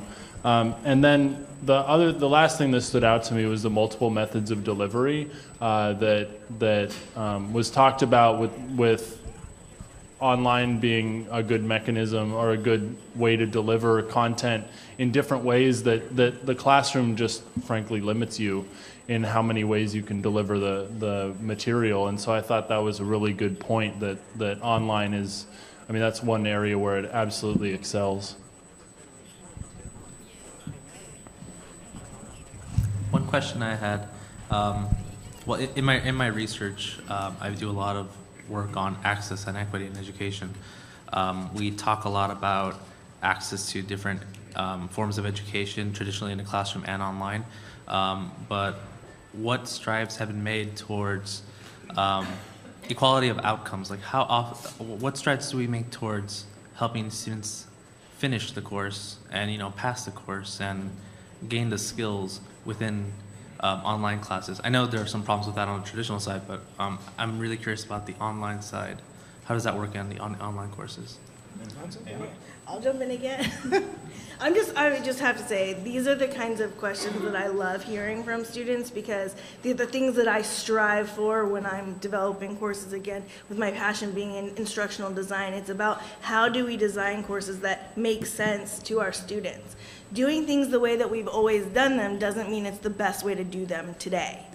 And so when I work with my students, my courses that are online are probably very different than most of the people who teach in my discipline. I teach a lot of computer applications, and that's usually just, follow the textbook, turn in the assignment kind of stuff. But I've worked really hard to build in a lot of authentic assessments in my course, meaning how are you taking what you're doing in this course and applying it to the real world? And what does that mean to you? And not just write it in a paper. Create it in a video, do it as an electronic poster, write a song.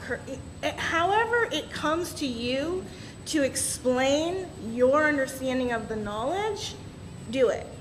And then there's a rubric that says, okay, here are the things that you need to be able to demonstrate in however you do it. By using that common rubric, everybody gets assessed the same way, no matter what the product is that they're creating.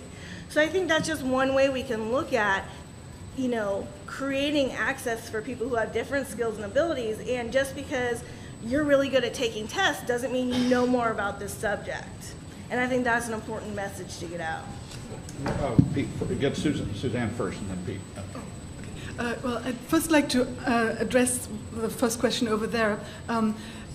As land-grant universities, like the University of California, we are obviously very sort of regionally focused, but worldwide there is something going on like the internationalization of higher education. There's a global higher education revolution going on, and in the last 20 years, the percentage of students that are in developing countries is now 1/2, where it used to be 1/3. And so I actually completely agree with Wayne that we should do all of this open source so that our stuff scales up in a very peculiar way, namely not that one ethics teacher sort of develops a canned course that gets seen by everybody in the world, but that, for example, a professor in India could take my stuff, adjust it for whatever they have, the kinds of issues they have in India, which surely are somewhat different than the kinds of issues we are grappling with in California, and then develop a class with it, right? And I think, you know, in California, we're usually thinking of California students, which are obviously important enough, right?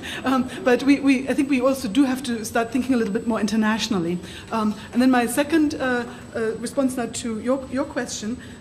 So people sometimes ask me if my class would work for students at other universities or university levels and so forth.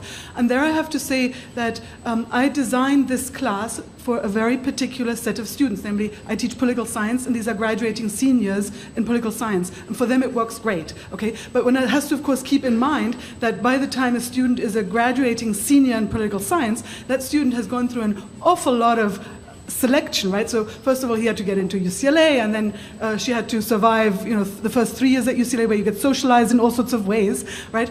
And so in the way the class is currently designed, it probably would not work for high school students or just sort of random students somewhere, right?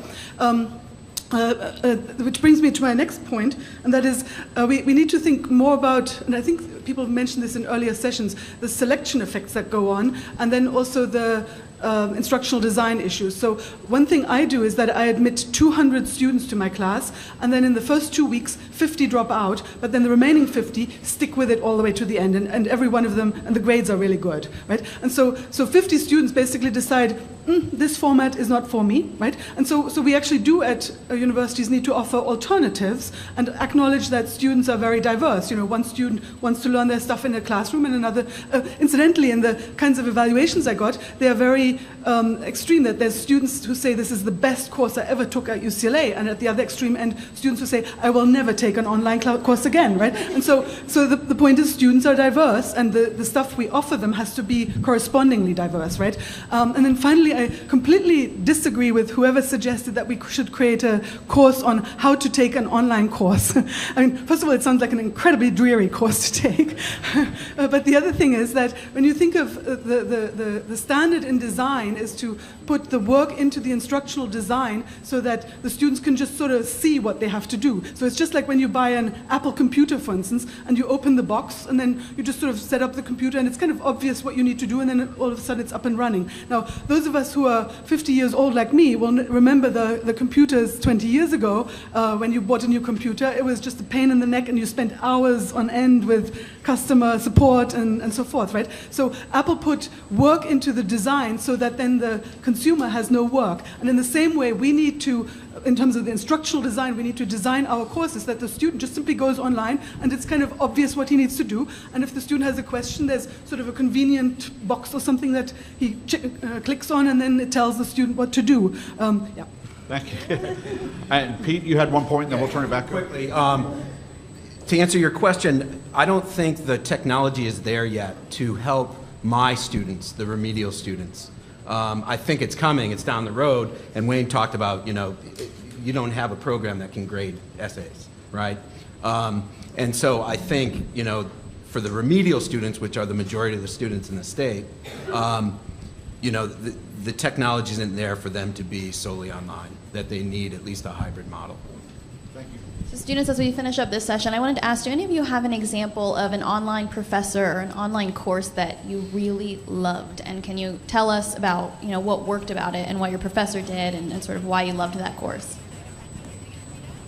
I can comment on that. I had an online course actually recently. It was in information system security, and that course, I have to say, was one of my favorite courses online. And I want to say that because they recently redesigned the online portal and the website.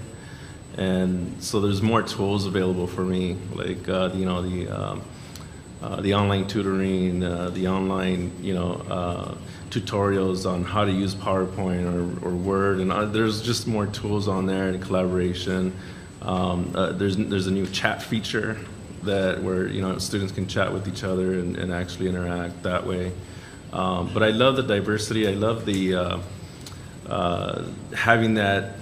For me, the group work was my favorite as well, because I think having different opinions on certain assignments, having different views, gives you a broader perspective on other ideas other than just yourselves. And that was my experience online. So, Nancy.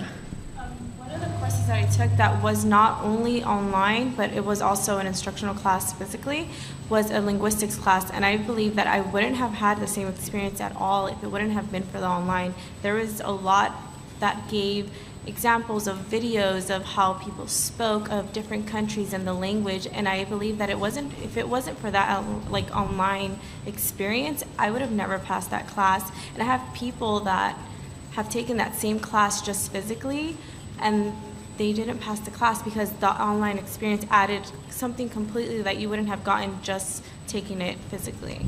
So. Time for one more. I'd love to actually ask our faculty if you have a question that you'd like to ask the students while you're here. This will be graded. How did you stay motivated when you took online classes? What really helped you to make sure, you talked about Sunday night, right? That dreaded, I better log on, right? What helped you? What skills do students need to complete online courses? I would say it has to be the flexibility component. I have to agree with Dwayne on that. Because I know today, by Friday at 10 p.m., I have some assignments due for my online class. So after this, I got to rush on home to meet that deadline. But, that flexibility is what helps in the instructor always just giving those updates instead of just, these are the directions, here's the syllabus, but they're checking in weekly. Hey, this is what you need to do.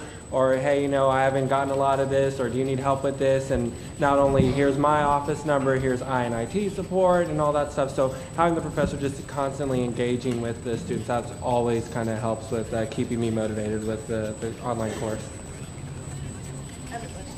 Yeah, actually, just see any more, Nancy? I also think that what's very important for faculty to acknowledge is that a lot of us that do take online classes, it's because we have a busy schedule. So those reminders are the best thing. Sometimes it could be a deadline at midnight, but you get that reminder at 10 p.m. or something. And you're like, oh, I need to turn that in. So I believe that those reminders are really the best that a faculty member could do. Sure. And Anna, you had one more question? Yeah. I was just wondering, in any of the online classes that you've taken, did any of the faculty use video and or social media to enhance the courses, and what impact did that have?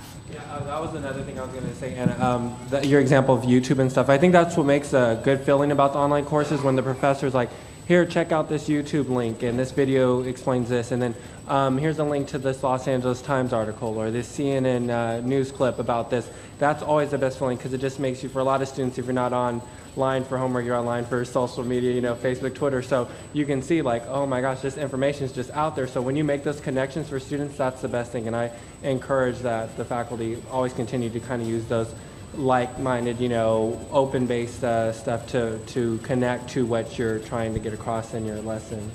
Rich? Just very quickly. Very quick, there we go.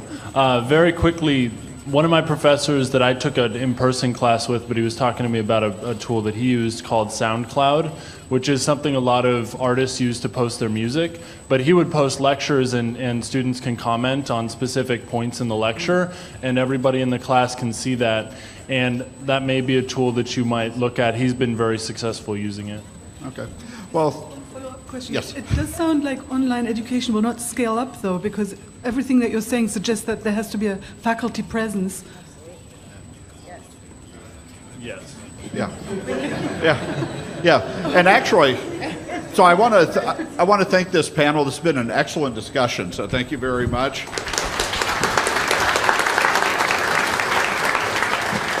I would like to point out, I think that 20 Million Minds stacked the deck, however, but it's excellent to hear. I mean, think of how motivational it is to have faculty who are engaged in the topic and trying to figure out how learning best works with this medium, and the feedback of learning what works and doesn't work. So I applaud. This is an excellent panel. Thank you very much. All right, as we're switching panels, I got a note from my wife that I'm saying too much and I picked the wrong tie this morning. I was going to point out to her, if she were tweeting that, I would actually have seen that comment earlier over there. So 20MM Evolve is a hashtag for people who want to tweet. A lot of great conversations going on here today. All right, so for our final panel, I want to bring up Scott Lay, President and CEO of the Community College League, Michelle Siqueiros, hopefully I pronounced that correctly, Executive Director, the Campaign for College Opportunity, and Debbie Cochrane, the Research Director from the Institute for College Access and Success. And we're going to be looking a little bit more at the policy level with this panel. So basically, what policy recommendations can support online learning? And some of the questions we're going to be asking the panelists to, see, I just did Some of the questions we're going to be getting the panelists to address are, what are the current state of higher education, in particular for the access, the demographics we're looking at, in particular for Latino and African American students? And how do you think online education can best help and support students to be successful in their endeavors? And I just want to go back also to, as we keep talking about a lot of the entry-level issues, the remedial education issues, the roadblocks that we have in higher education, what policy issues can help us address removing these roadblocks or giving aid to getting people over these roadblocks? So with that, I'd like to start this panel, and I'll start off with Michelle. Hi, everyone. Thank you for having me. I told my daughter, who's 11, that I was coming to talk about technology in higher ed, and I asked her what she thought. And she said, well, that's great, because every job you need technology and you need a computer. She's like, but it's also terrible, because, you know, students only play games on those things, right, Mom? Coming from an 11-year-old that loves her Kindle and appreciates technology far too much as well. So anyway, thanks for having me.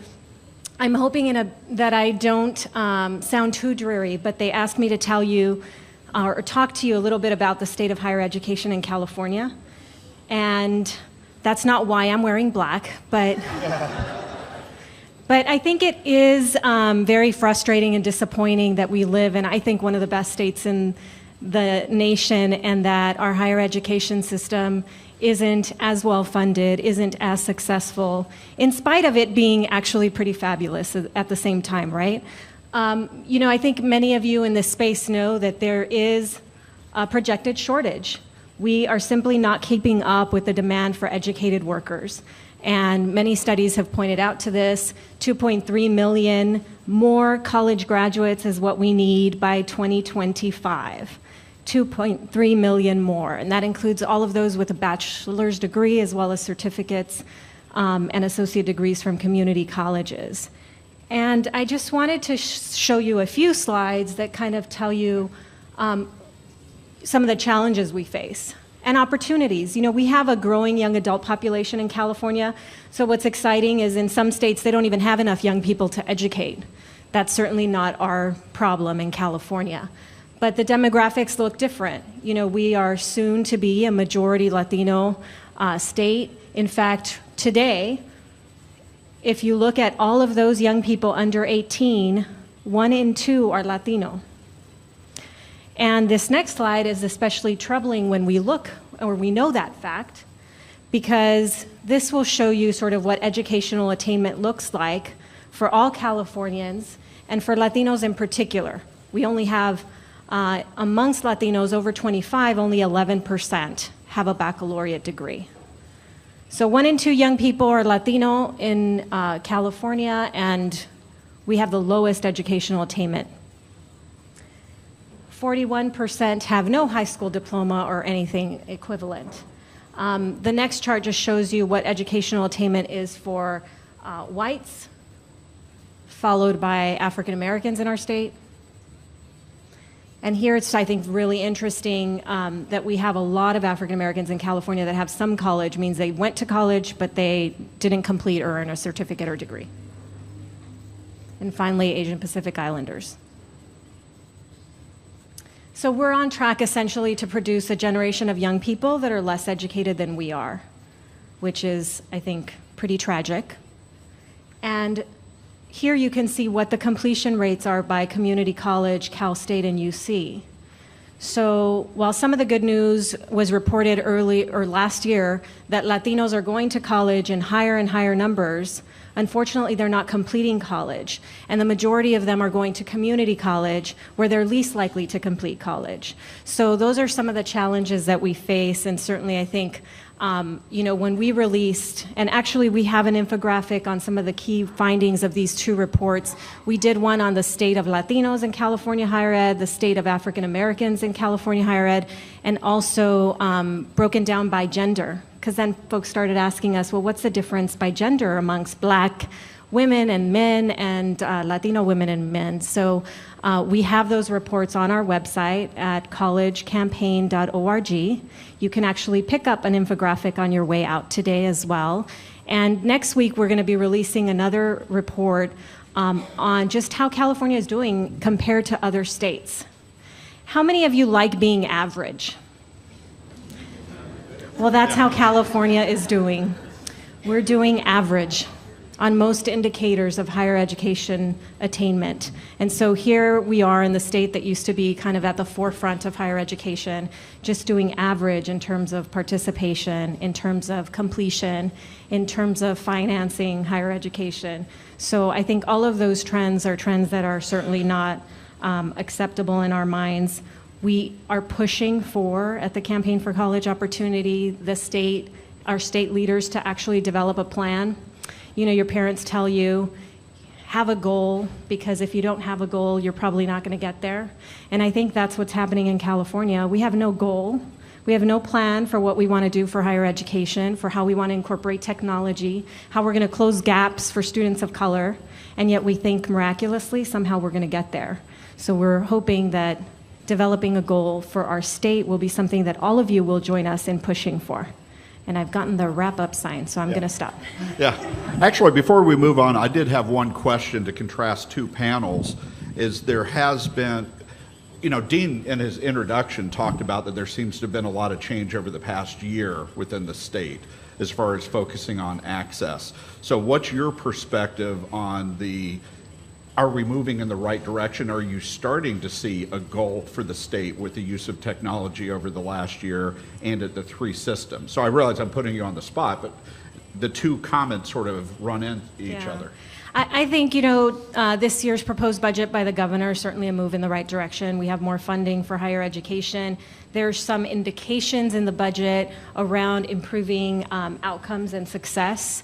I think you have a governor that supports technology and using that effectively to improve the throughput of students. So I think we are moving in the right direction. 5 years ago, 6 years ago, you couldn't really talk about student success the way everybody is talking about student success, without some folks feeling very defensive about talking about student success, that somehow it means that we want to close off access. Well, no, in my opinion, the goal when we want students to go to college, we want them to go there so that they can get something that will make them more productive, will allow them to step into the middle class. And so I don't think that they're mutually exclusive goals. And I'm very excited by, I think, the direction of the state. And here's an opportunity now that we're out of this recession to do even more. But there's still no plan, so that part is still a challenge. Okay, thank you. Debbie? Thanks. I'm Debbie Cochran with TICAS. For those of you who aren't familiar with TICAS, TICAS stands for the Institute for College Access and Success.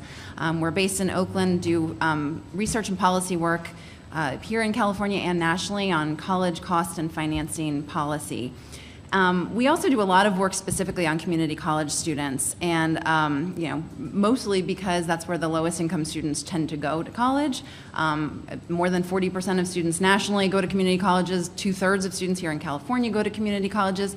And one of the things that I know I am frequently asked when I'm talking about community college student access to aid is, why do people need access to aid when they're going to low-cost institutions? Why do they need that in California when fees are so low, when we have this fee waiver?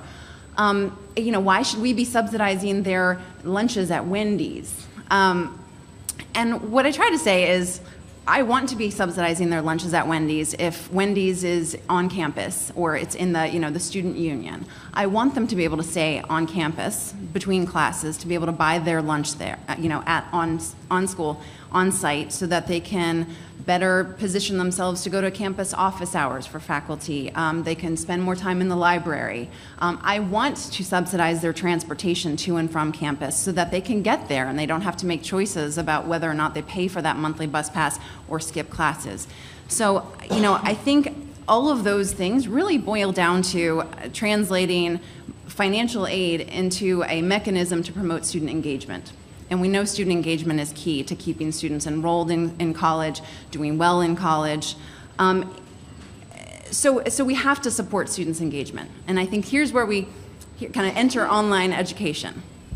And it's not that online education can't be engaging. Of course, it has to be engaging. But it doesn't happen on the natural like it does in traditional course formats. You have to really bake it in. You have to bake it in very intentionally. And sometimes I think by doing that, if you're going to do that well, you sometimes sidestep the original goals, like, for instance, making it cheaper.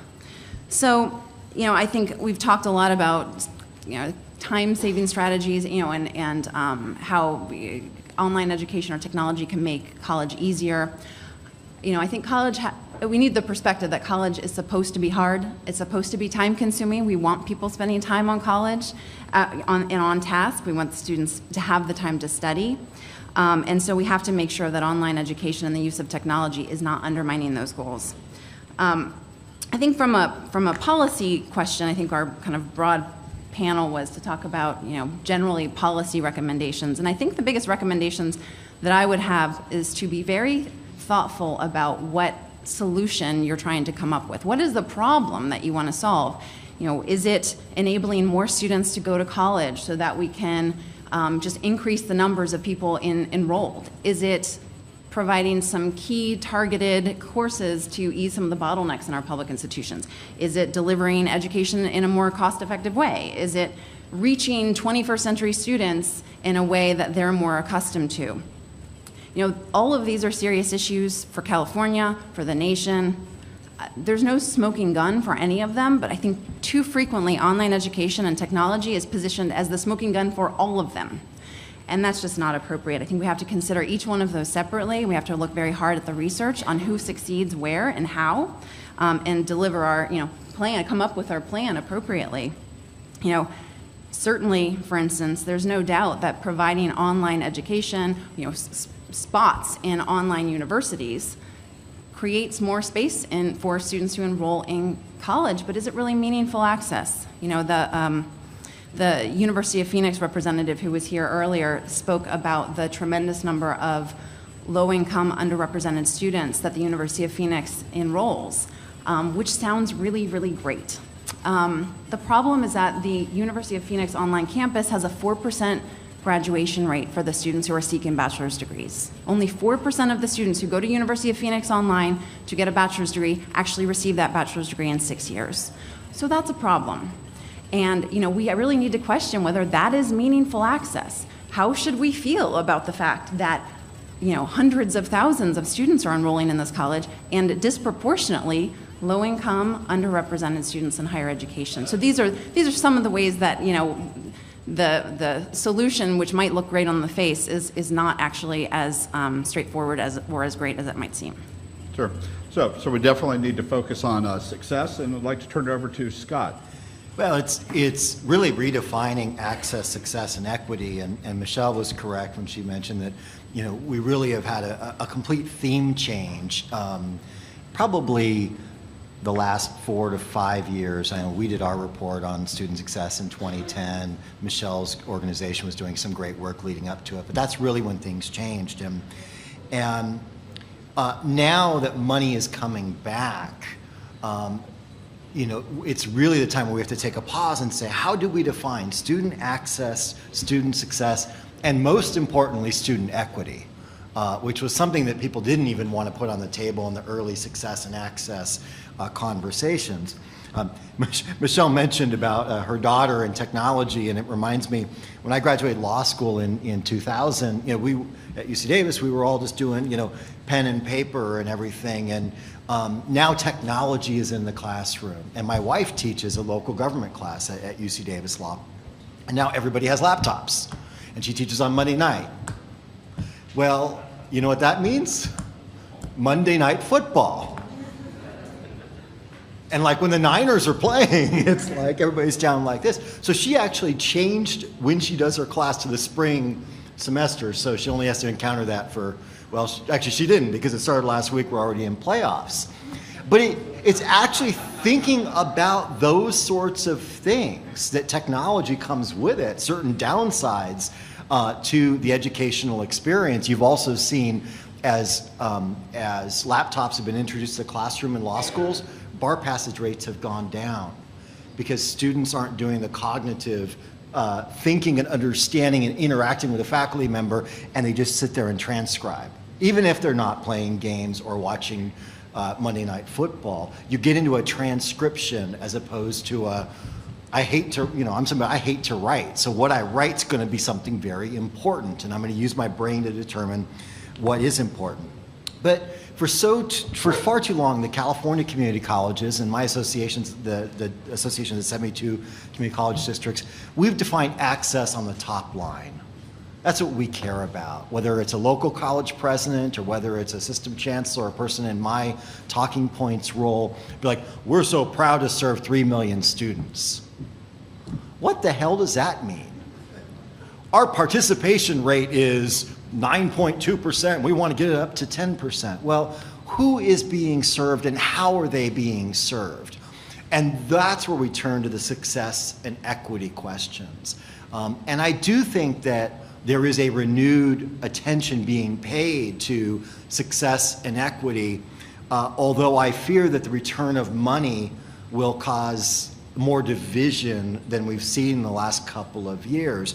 And what we need to do is differentiate in technology and in student success between the efficiency, the throughput, for efficiency's sake. We have a capacity and a funding problem, therefore we need to get more students through faster. Well, a lot of community college leaders, faculty and staff in particular, will reject that. Our students need to take the time they need to complete, and it may take 6, 7 years to complete. And that may be the case, but we also have to understand that we're stealing from that student every day we keep them in college longer than they need to be. And that's where technology, I think, really can play a role in how do we assess, provide assessment review, and bring students up to college level much faster. The numbers that Michelle was sharing about African American and Latino students, the crime is for far too long. We've been underplacing students. We underplace students, number one, at the high school level when they're making college decisions. Oh, you know what? You'll be better off going to the local community college. Help your family business. And then if they go to the community college, we underplace them again. We are educationally lowballing students. And you know as well as I know that socioeconomic class and therefore race plays a very large role. And the transition from a low-fee state, perhaps a necessary transition from a low-fee state to a high-fee, high-aid state means that those that are the most connected, meaning those the highest socioeconomic classes, meaning white and Asian students, are going to be disproportionately informed about their choices in higher education. And so that's what we really have to think about is, you know, I get the question once in a while, I think my kid can go to Stanford, but they'll save a lot of money going to community college. Let me tell you, the financial decision always will say, go to Stanford. Stanford's going to take care of that kid from the day they walk on campus to the day they graduate. And I have to tell you, you're going to get lost in community college.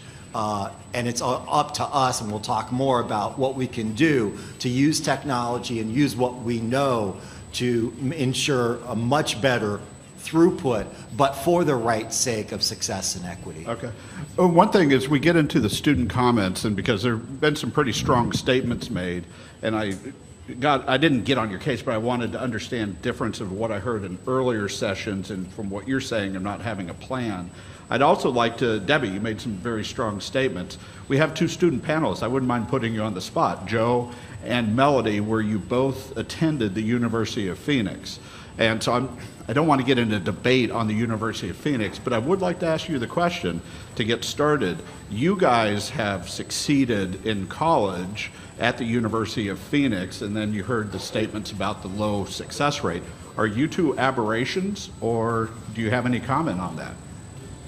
To be provocative, I just would like to get some comments.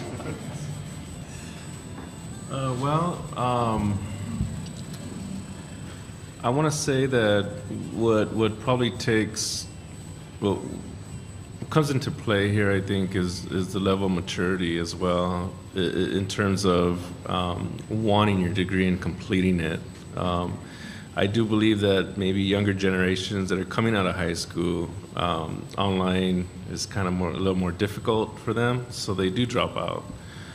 But you know, at my level, I'm 37 years old, so I want it. You know, that I'm at that level where I just want it. So I think that definitely plays a role. Sure. And Melody, you were younger when you got your BS degree there, so could you add some comments? I think the maturity level does take a big toll on everything, but I don't know. I think I just feel like I don't know. Yeah, well, that's fine. Well, I guess part of what I'm picking up on, you had mentioned the fact that one of the things that really struck me at dinner last night when you were talking is I know you said that, like, with your maturity, now that you're older, Yes. that you have more patience. But even when you were describing what you went through as an online student, you were bullheaded. It's like, I'm not going to let things hold me back from getting my degree. You had a very strong passion to complete. It was just self-determination. It was just, I had to do it. I couldn't fail myself. I couldn't fail my siblings. And so I just wanted to basically show them, like, regardless to what, you know, what you've came from, what, you know, the things that you don't have, you're still capable of doing those things. Okay, thank you. If I can make a comment, I think that once a student decides they're going to go into higher education, whether it be an online university system, the University of California, Cal State, community college, that student has made a choice, and a conscious choice, to pursue a degree. So I believe that at that moment in time, it is the institution's responsibility to ensure that student's success. And so while some people may say, well, that student wanted it, I didn't want it, maturity levels, I think that may be an individual factor to consider, but that can't be the deciding factor whether or not that student succeeds at the university system. And I believe that a 4% graduation rate, there can't be 96% of the student population that does not want that degree, having had already invested time, effort, and energy into pursuing their degree. So that's just my... institutions have some response, sure. But Isa? I wanted to ask you guys, as they had those numbers up there based on demographically in California how students are achieving education. How does that make you feel, based on the one that you identify with? How does that make you feel seeing those numbers, and more importantly, what does that look like in your own community, where you're coming from? Why do you think those numbers are the way they are, and what are you actually seeing, in real life, in the people that you're around who maybe aren't going to college? I would like to just to answer that, but also I just would like to say I appreciate the work that all three of you do and the organizations that you represent. I know sometimes it's controversial topics, but it's the truth and it's honesty, and I think sometimes some people might not want to hear that, and so I appreciate you, being honest with what you're coming at us with. And I think we have a very diverse group of student panelists, and I know we all can't speak for our, perspective, ethnic groups or anything, but this is something that we need to keep in mind. And I know we just had our faculty panelists here. I think this is something, as all of us represent our different organizations and campuses, we have to realize that there are underdogs out there, and there's people that are trying to go through the system, and that's what has to keep us passionate about going above and beyond and going to help others experience higher education and give back in that way. So I appreciate you bringing that forward, and I hope that all of us take that from this, that we have to support each other in any way that we can going through higher education in this state. I think for me, I would like to piggyback on how you say we kind of sell ourselves short. Because like I said, I came from a rough background, and people telling me that you can't do it, I think that was just taking the short way out. And so I worked in a juvenile hall before, and so I always encourage the students, no matter, even though you're in juvenile hall, you can still make changes. And so don't sell yourself short. Strive for your goals, and try to make your career change everything. Are they listening to you? Yes, some of them. Some of them. Yeah. Sorry, this is my level or my area of interest. I am incredibly proud to have been brought up in a Latino community, in a Latino household. Spanish is my first language, and it is incredibly painful to me to see that the state in higher education in K through 14 is, in my opinion, failing these students. And in large part, the conversation about online education, I have to agree with Ms. Siqueiros and Ms. How do you say your last name? Cochran? Yes.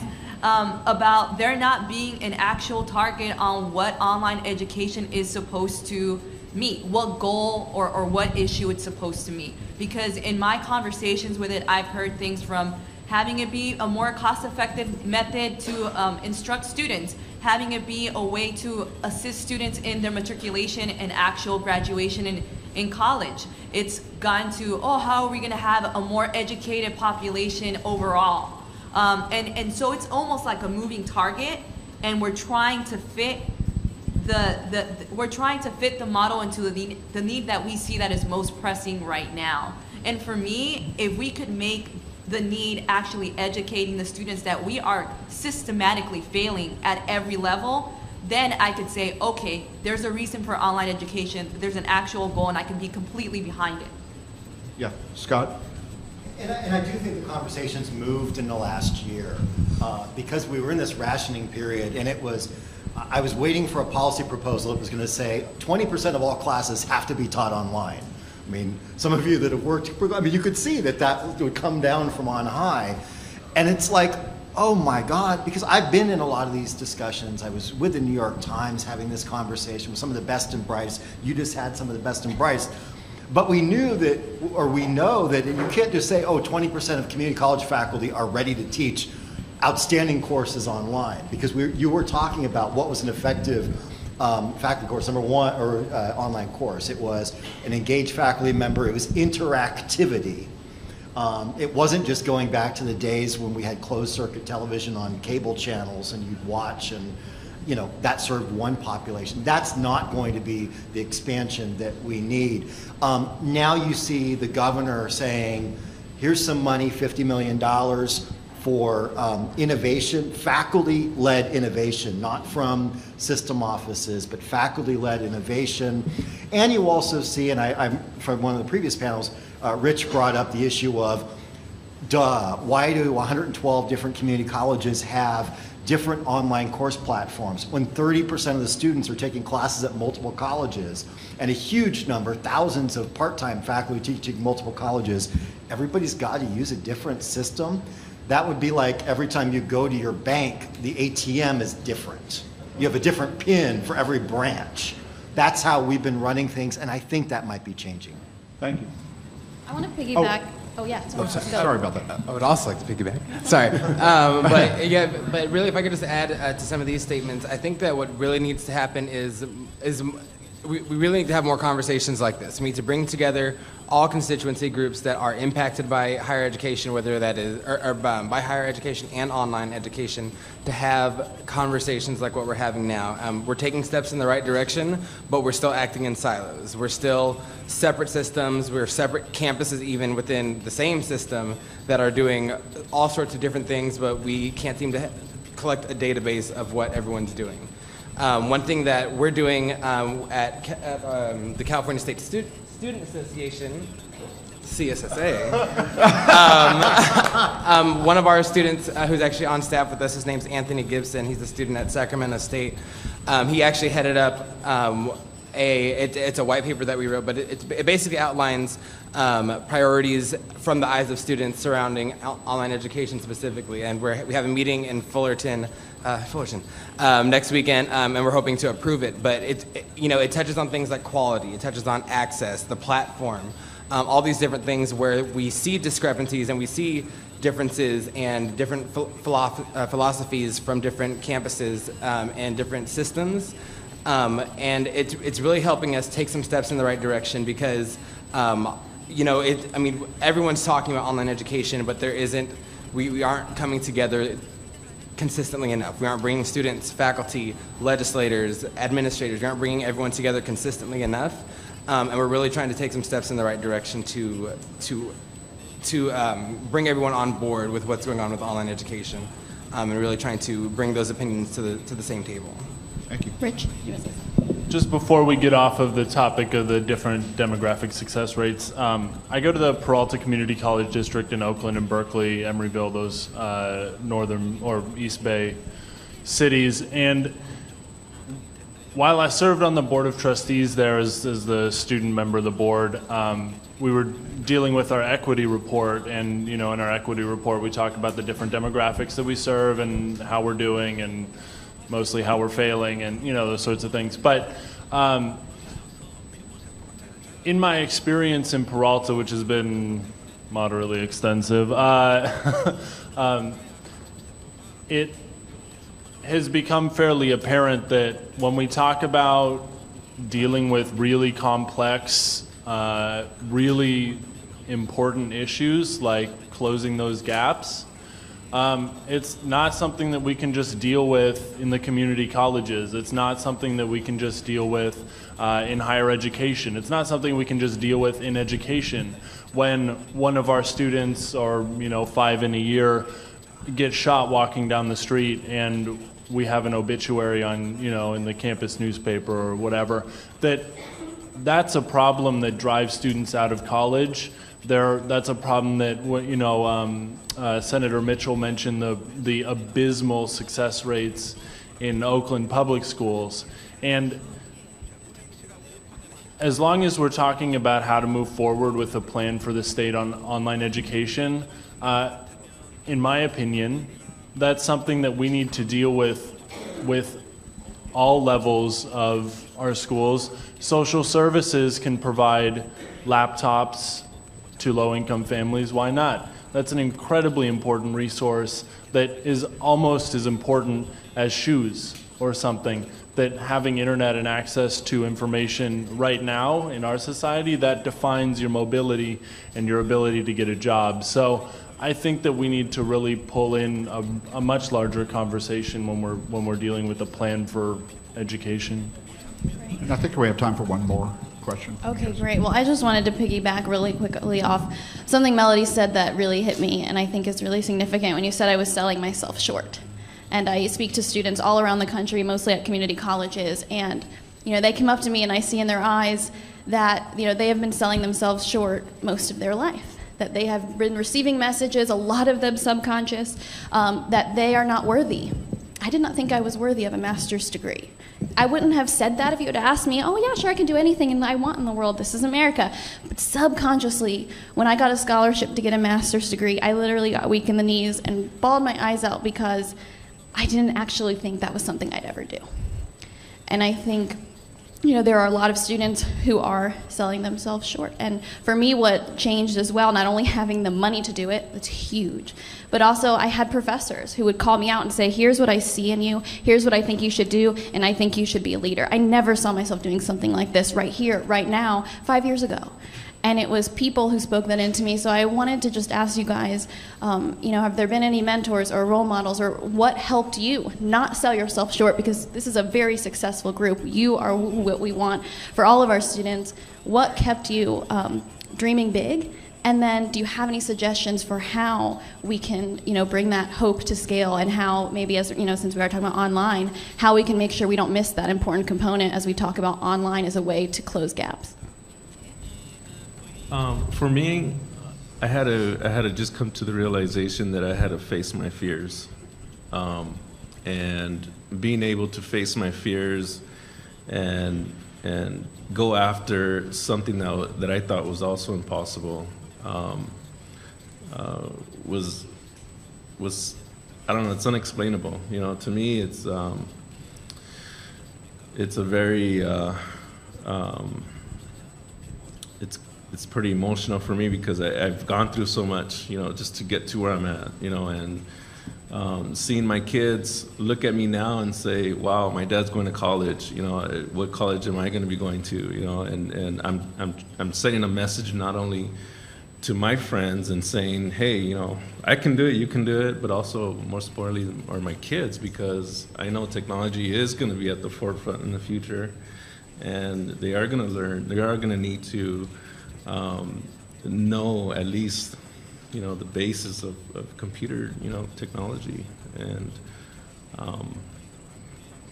so that's it. We have time for one more student response to that question, or yeah. Okay, sorry, I feel like I'm dominating the conversation, but so I think this question is a really important question, and I think it directly relates to the success rates of certain populations, namely the Latino and African American populations, right? And so when anybody asks me the question of who inspired me or helped me get through, I say my mother. She's an amazing woman.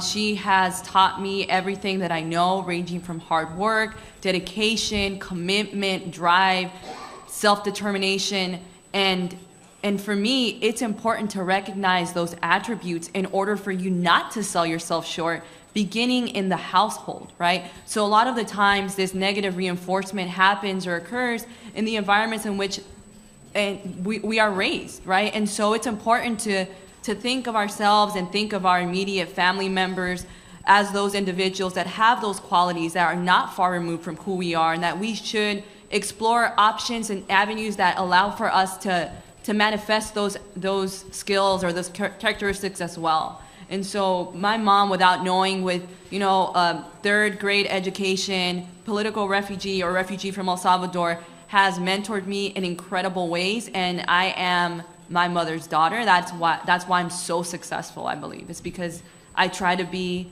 half the person that she is. She's amazing. Thank you, Cynthia.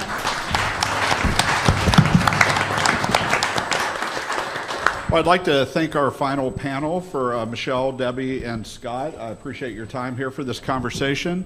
But I also want to, in particular, recognize the student panel. This has been invaluable.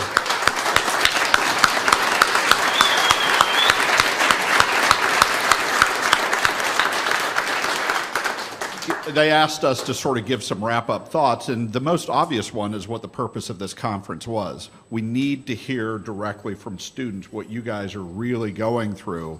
And so one of the things that really struck me wasn't just the fact that you guys were open and could speak at these very, the different levels, but there's also a level of inspiration here as well. The hard work, I'm working full-time, I'm gonna get my job, I'm not gonna let my background hold me back. and I'm going to go back and help others. So there's been a real inspiration here, as well as an identification of here's what students need to be successful. So I definitely want to really thank the student panel, thank 20 Million Minds for setting up the conference so that we could hear from them. We need more of this.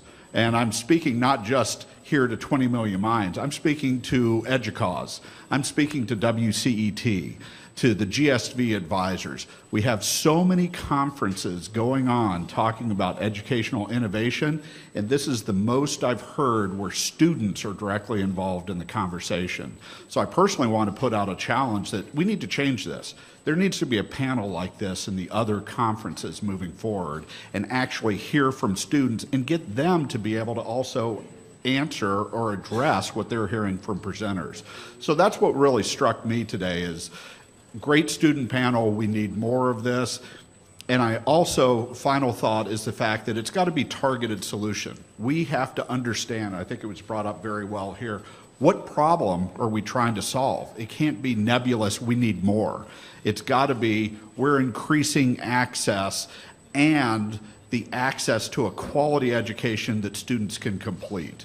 We need to be specific so that we can then come in with holistic solutions and help our students in California actually complete their degrees, complete their transfer, whatever their educational goals are. So one thing that struck me, it was a very good conversation, not on abstract terms, but on very specifics of what do I need to meet my goals of getting a degree, getting a credential. So, so this has been a great panel. That's sort of my takeaway thoughts as we've done it, and I'd like to see if there's anything from Isa. Sure, I think for final thoughts, I'm reminded of a statement I made in my very first speech I ever gave 3 years ago, and I also wrote this in my book. And I said, no matter how technological our world gets, opportunities happen through people.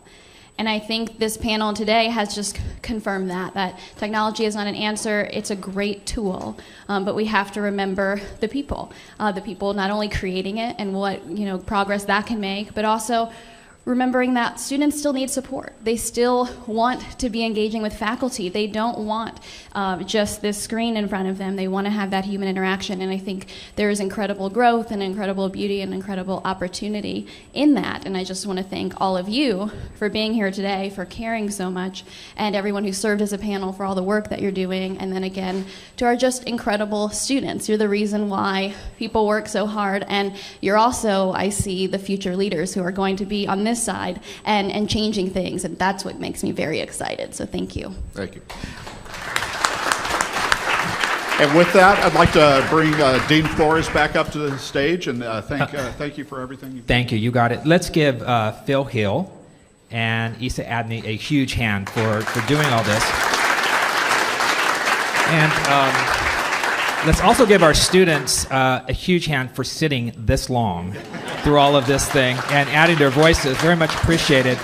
And for everyone who flew in and the panelists, thank you so much. I mean, I can tell you that, as Phil said, we've been to so many conferences where the student voice just isn't there.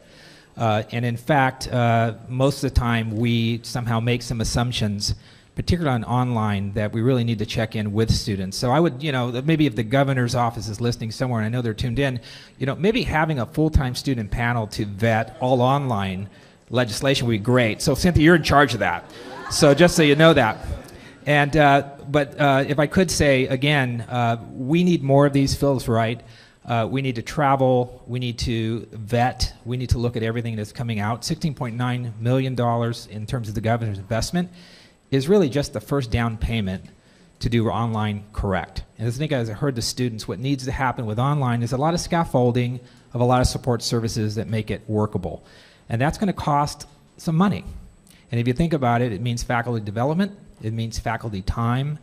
We need this new rising category of instructional design that needs to be built into almost everything that we're talking about today to make it really workable. And that's important. How many of you, most of us probably went to college, but how many of you had one of these really, really bad courses? Raise your hand. Like a really bad course you would never put anyone through. So if we just put that online and run it over and over and over, why would we ever want to do that 24/7? So the key is to make sure we design courses that are really made for students and that really engage students in a very serious way. Now let me just close and say that at the end of this conference always comes something that most of you have seen from last year's conference, and that is a trek and a discussion with our legislators. So if I can just summarize the three big things I heard today from a policy point of view and some milestones for the 20 Million Minds Foundation is first and foremost maybe building upon Senator Padilla's transfer legislation in terms of looking at all of the courses necessary for an articulated view through all three systems has to have an online component, and we have to recognize these courses. So if you're taking an online course in stats, stats is stats is stats is stats in all three systems. That would make it a lot easier. And we need to build upon Senator Padilla's legislation to start, if you will, kind of overlaying the online environment in those discussions. That's going to make it a lot easier. And we'll hopefully see Senator Padilla now move even further before he is termed out in these last couple of months. And Michelle will probably look to you to have that discussion. I also think that in terms of online coordination, as been mentioned, we probably need to have more discussions with our faculty. This is a year of faculty ownership. Clearly last year was a year of faculty resistance. There's no doubt about it. Last year was, we're digging in, this is our curriculum, this is our university, and we're going to offer our students high quality, flexible courses. The next step this year then is, how do we do that? Who funds it? And ultimately, who is getting together to make this workable? So if faculty are going to own these courses, then we really need to band together and go to Sacramento and try to figure out what that package looks like, not just from a governor's point of view, but I think from a system point of view. Two other things. Credit coordination was kind of mentioned, but not. Again, the credit is a credit, and we really need to try to figure out, if we are going to online environments, how do we grant the credit in a way that the institutions own it? And I think I mentioned right at the beginning of this, the math dilemma, the basic skills bottleneck. Michelle's talked a lot about this in some sense in some of the reports. The reality is that we have 2.4 million students in our California community colleges. A good half of them are 3 levels below in developmental math. Only 25% of all our courses are aimed at that. We immediately have a structural bottleneck. Kids are waiting 2 semesters to get the course necessary, to get the credit necessary to take science. And we need to solve that. And if online isn't part of that equation, we're never going to be able to scale up from a physical plant perspective to offer the courses necessary for students to have a path to completion. That means that only 6% meet their goals in 3 years. That's just not a workable solution. So online has to be part of that discussion. And I would reach out even further than Phil, than some of our partners. I would reach out to the vendors out there, McGraw-Hill, Pearson, Cengage, after being reconfigured.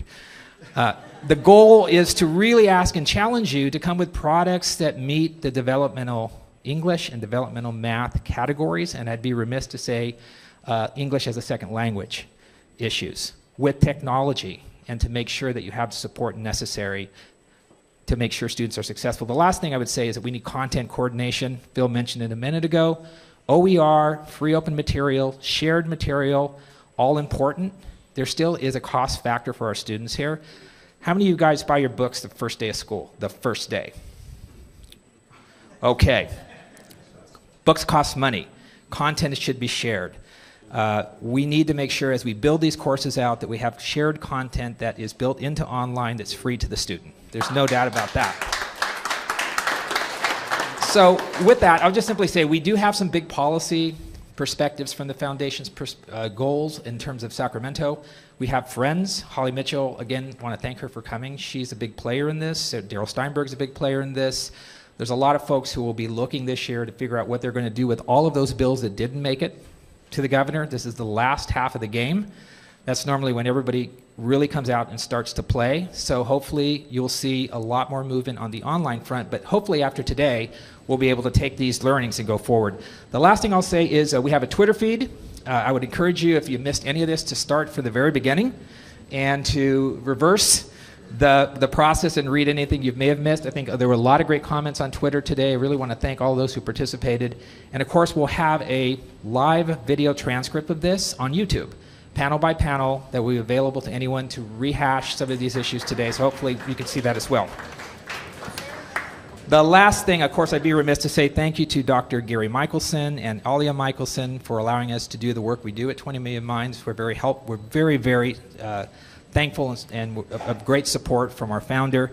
And the last point would be, I need to introduce some people that made all this happen. Myra Lambera, Sergio Rojas, Reed Milburn, Suzanne, Paul, and Liz Gonzalez. Thank you so much for putting all this together.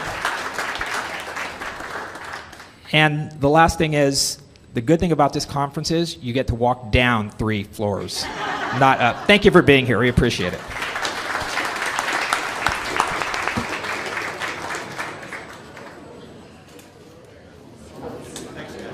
That's some good feedback.